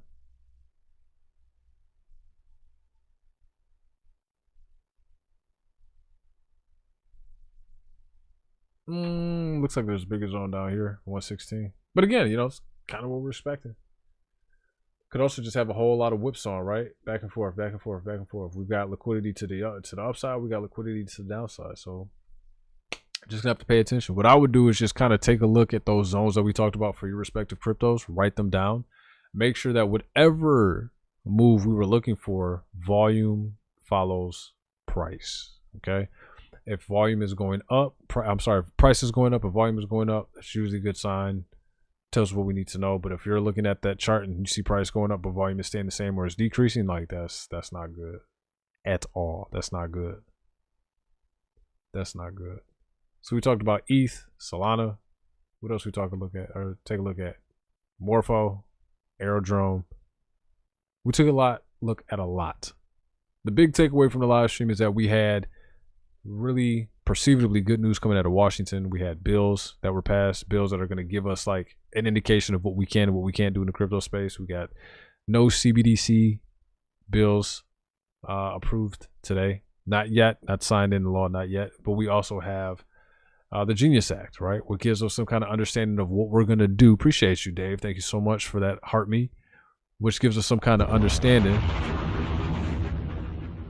of what we can look forward to in terms of like these stable coins. Personally, I think this is going to be good. I think it's going to help out the U.S. Treasury market. This is the way that your government funds its day-to-day operations. So being able to have more customers to buy stable coins or treasury notes to turn them into stable coins is going to be a good thing. Also, what this means is because Bitcoin, there's a direct correlation between BTC, stable coins, and the treasury, treasury reserve notes, treasury notes.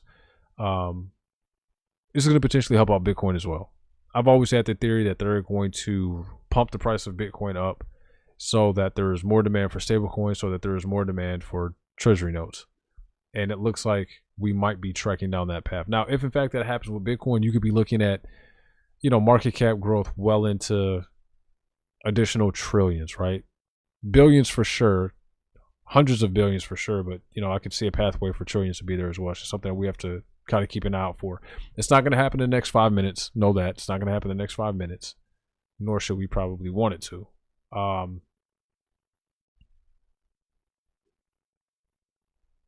No, so they actually reported that it was passed. Where is it?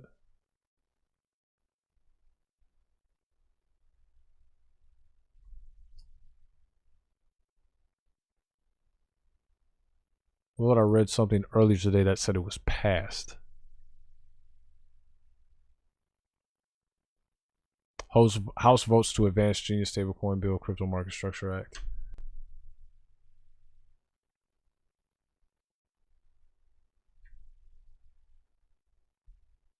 Yeah, so by 215 to 211 margin vote, the House agreed to move forward with the Guiding and Establishing National Innovation, the Genius Act, which creates Federal Reserve oversight stablecoin issuers and could reach the president's desk by week's end. So they took the vote today. They took the vote yesterday, said no. they took the vote today, it said yes. And so now I think it's probably got to go through about one more hurdle, and if it passes that, then it goes through to the president's desk. Someone fact check me.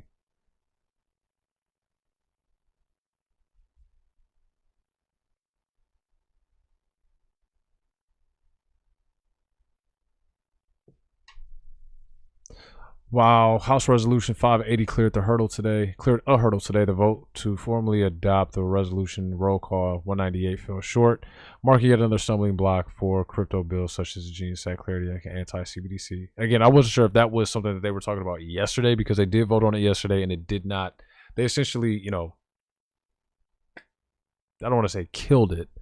They just voted no on it. So I believe what we were reading here, and again, someone fact check me in the comments, right, is saying that, hey, they put it to another vote today, it passed, now it probably has one more vote that it may need to go through before it gets to the president's desk. Because I'm assuming if it was all said and done today, then it would be on the way to the president's desk, right? That's the way it works. You got the lower house, the upper house, they both vote on it, both say yes, then it goes to the president's desk for him to sign.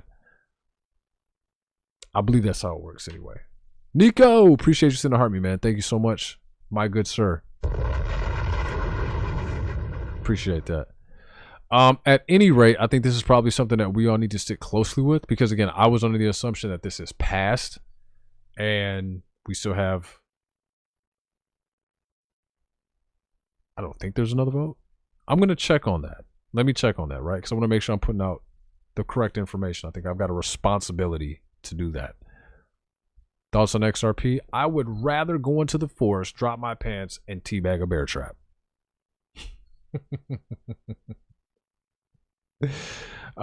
These have been pre-votes to let it pass to the House to debate and get passed.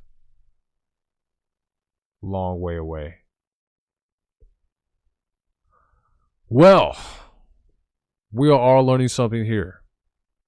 Perhaps I need to retitle the live then. Because I was under the mindset that this is like, well, I mean, I guess that would make sense why, like, if it passed, the market didn't really go off crazy, right?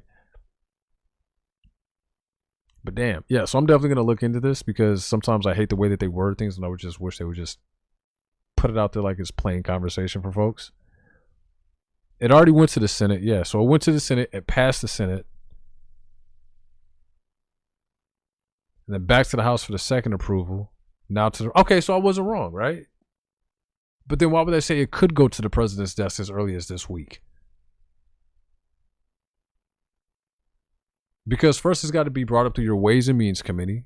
Then if there's the okay to bring it to the floor, then it can go to the lower house or the Senate.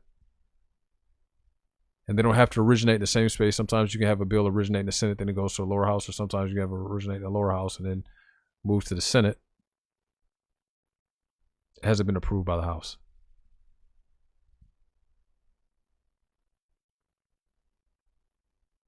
Okay. So they just had an agreement to say, now we'll vote on it? Is that it? Any good trades on this time? Yeah, so I'm currently in our Cardano short. How are you doing with that? Cardano short is doing really well.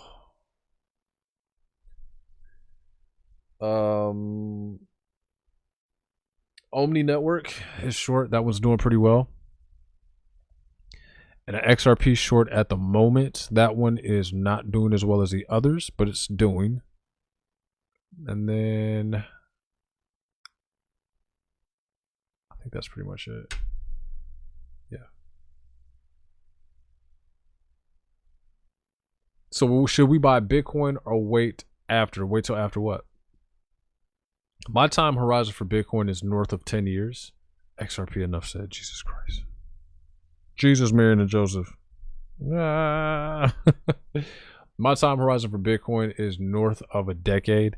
So, you know, I'm obviously buying the dips when appropriate. I'm buying the crashes when appropriate. If I looked at my profile and I didn't think my portfolio, and I didn't think I had enough Bitcoin, I would be doing everything in my power to try to acquire as much as I could. That's just me, though. I think how people handle the decision is going to be completely, up to them. And, it should be. Investing can be a very personal choice. But I just think where the space is going, the advancements that are being made, the new variables that are coming into play, I want to try. The more Bitcoin you have is the less Bitcoin somebody else gets to have. And I think when we talk about investing money, it's a game of assets. He or she who has the most assets win. And I think people should be playing this game to win.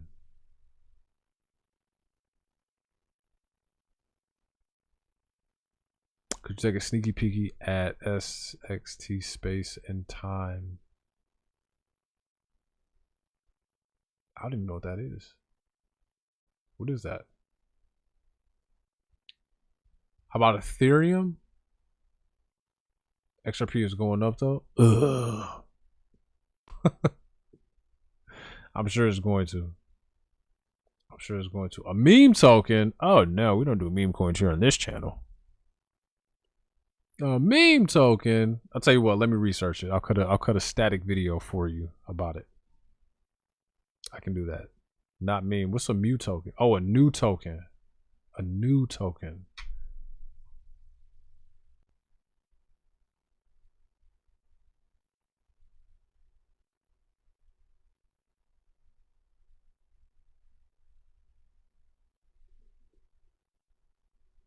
Everything looks like it's coming alive within the last hour.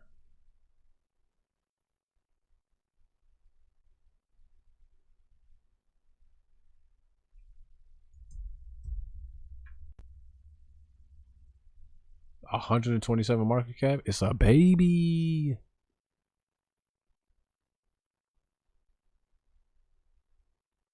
I don't even know what this token does.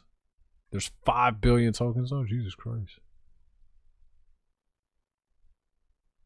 It came out in May of this year. It has dropped by almost half. What's going on with the token?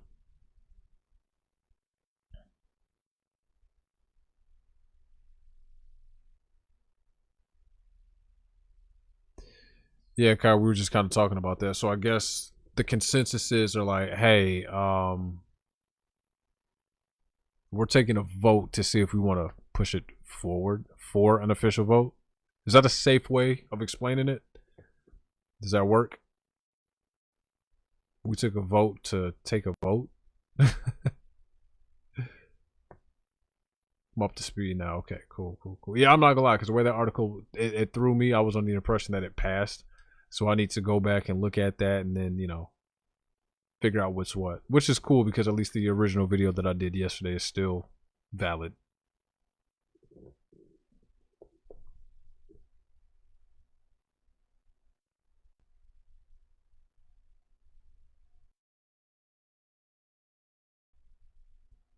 They got to push the CBDC ban in the bill. Wasn't that like another bill though? We had 3 bills. We had the Regulatory Act. We had the bill that was going to give us regulatory clarity. We had the Genius Act for stablecoins, and then there was like an anti-CBDC bill. They left it out. So they originally had 3, and they were like, actually, we're only going to come to the table with 2 to vote on. Is that what you're telling me?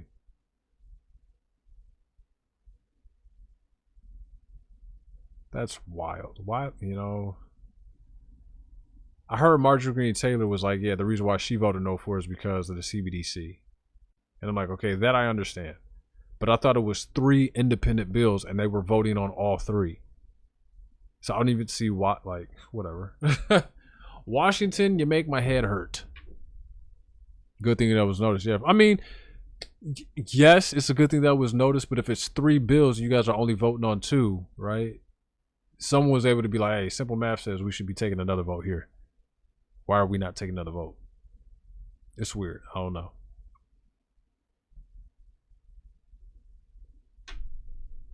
All right, I'm going to look at space and time here, and then I'm going to call it a night. Because your guy is getting tired. SXT, space and time. Oh, I don't want that. I want SXT.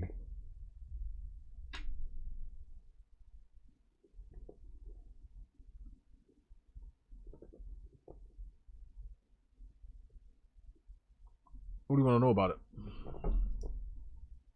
I've seen worse looking charts.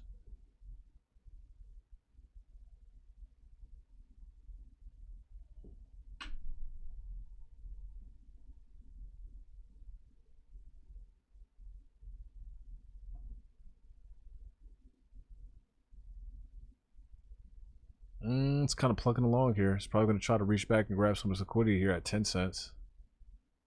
Right? Either 10 or 8.5. I just don't really know a whole lot about the token. Microsoft is so-called involved with it. Yeah, this is like the first time I'm hearing about it. This token, I mean. Where do I see ETH long term? I think ETH will be just fine. I think they're able to get this update up and rolling, neutralize the gas fees, make it so it's more palatable for a lot of people. I think ETH's going to be just fine. What I don't want to see people is write off ETH for whatever reason, because ETH is a great project that has a lot of strong network effect. It's got a lot of developer trust. It's got a lot of security in it. And when you're talking about moving around copious amounts of money, like you typically want those three variables along with others. So I think ETH is going to be just fine. Personally, I've got it on my list that I don't really want to discuss the pricing of it until, you know, if it goes over 4K. If it goes over 4, then we can kind of like start to evaluate it long term. But in short term, personally, I'm just kind of trading it, trying to see if I can increase my bag on it. And yeah, that's kind of where I'm at with it. I think it'll be just fine though. I think people who write off ETH is probably making a mistake. Might buy more Nvidia before it goes to 200. Did they do a stock split by chance? Or are they still selling out from the CEO saying over the next 3 years he wants to take out 500 million? Everything runs on ETH. It's not even 100%, guys. It's like, no. Ethereum is in pretty good shape. Ethereum's in pretty good shape. All right, listen, folks. That's going to do it for me. I got to get me a midnight snack after I just told you stuff was jiggling on me when I run up and down the stairs. But I'm hungry and a man has got to eat. All right. So, I got a special thing here. I like to say what's up to my top viewers before I head out. Number one, and the number one slot is a veteran of the show, D. Carl. Next, we got Dave, 6083. Miss Evie, what's up, best friend? Poor Joe, 0498. Poor Joe, I need you to, you know, diversify that portfolio a little bit. I know you have an XRP, but diversify a little bit. Crypto Wolf AI, block to the blockchain. Love that handle, brother. If I've never told you that before. Property protection, always good to see you here, my dear. Krypton 8, Lil Z, Aaliyah, Monette, running again, 123. I love that username. I mean, especially if you are legitimately running again. Y'all know me. I come from a very athletic background, and at the base of it is running. So definitely appreciate that. Meech, Hex, Busamet. Steve G, good to see you here, Stevie. Mark Blair, good to see you here, family, as always. Maria the Great, happy that you were able to come hang out with us. Devil Dog 1775, good to see you here, man. Marco 777, another veteran of the show. A couple veterans in the show here, actually. User 79488116956 question mark. Joey Kid, good to see you here. Kovasi? I hope I pronounced that correctly. Forgive me if I didn't. If I didn't, put it in the phonetic spelling in the chat, and I'll make sure I get it right. Blockchain Bullhorn.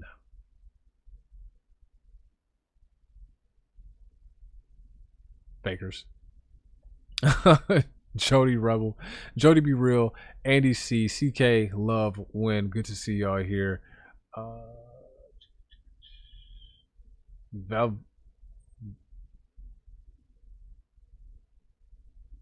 Villain Tips 101. I hope I pronounced that correctly. Woke Crypto Adopter snuck in the back door. I see you. Fonzie, Benny, Gambles, Saim, Arthur Jones, user 262-205-755-069. Kelly, Frankie, Weld C, George Orwell 1984. Good to see you here, fam. Hey, next time you share gems with people, I need to be on the early list too, okay? Okay, thank you. Good to see you here, Orwell 1984. I hear that's a good book. I need to put it on my reading list. Johnny Flowers 1127. Buzz Bergener. I hope I pronounced that correctly. Good to see you here. Micah Tom NYB, user 652-395-34999964. Del Rey, Unique Boatness, Renee Hernandez, Rick. Did I say that? I can't say that one. Let's go back to Rick. Rick Innings, Oh My 62. Can't say that one. Cannot say that one. That'll definitely get your banned. Ashad Khan, Elon Muff, and it's me. I appreciate each and every one of y'all for coming to hang out with me. Thank you for the top gifters. You guys are amazing, man. You guys are amazing. Here we are, right? Oh, look at that. You asked me about stacks, and it looks like it's going to one of the price points that we talked about. Yeah, you guys make this whole entire thing worthwhile, man. Without you guys, I'm still Crypto Glenn, but I'm just a guy talking to the internet, to himself. So again, I greatly appreciate that. If you guys miss any portion of the live, you will be able to catch this on YouTube. So it should be up around tomorrow afternoon or so. Yeah. George Orwell says, indeed, brother, good to see you as well. It's good to be seen. Thank y'all so much, man. Y'all could have been anywhere in the world, but you decided to come be here with me and each other, and I appreciate that. Crypto says, thanks for the update, my man. Of course, 100%. Join me here next time. Tomorrow we will run it back, and hopefully we've got some more information regarding these crypto bills. I think they're going to be super important to the space moving forward, and we need them. So if our politicians kind of get their stuff together, maybe put all the bills back on the table and get that voted on, that'd be great. All right. Anything you guys may want to know, again, as always, listen, Twitter DMs are always open. You can follow me on Twitter right there at Crypto Glenn. Bam. Right there. You can also follow me on YouTube, same handle. And the DMs here on TikTok should be open as well. All right. Hey, Dave, you're more than welcome, man. I appreciate each and every one of you, man. You guys have been fantastic. I will see y'all, beautiful, beautiful people, en mañana. All right. Y'all be easy, man. Take it easy.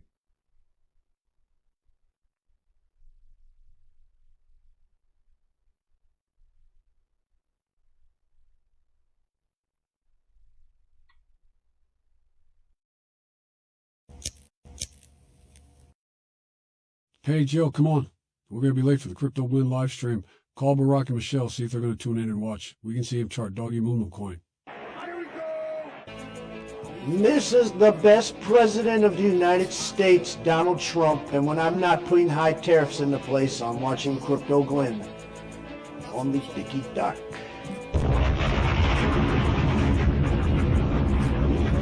We are late. The Crypto Glenn live stream has started without us. You fail me yet again, Starscream. Jeez, I'm excited about this. You're watching the Crypto Glenn nightly stream. Real Alpha, Blink, can you chart Doggy Moo coin for me? I'm too old for this shit. You know what time it is when you hear this, right? Let's get ready to rumble!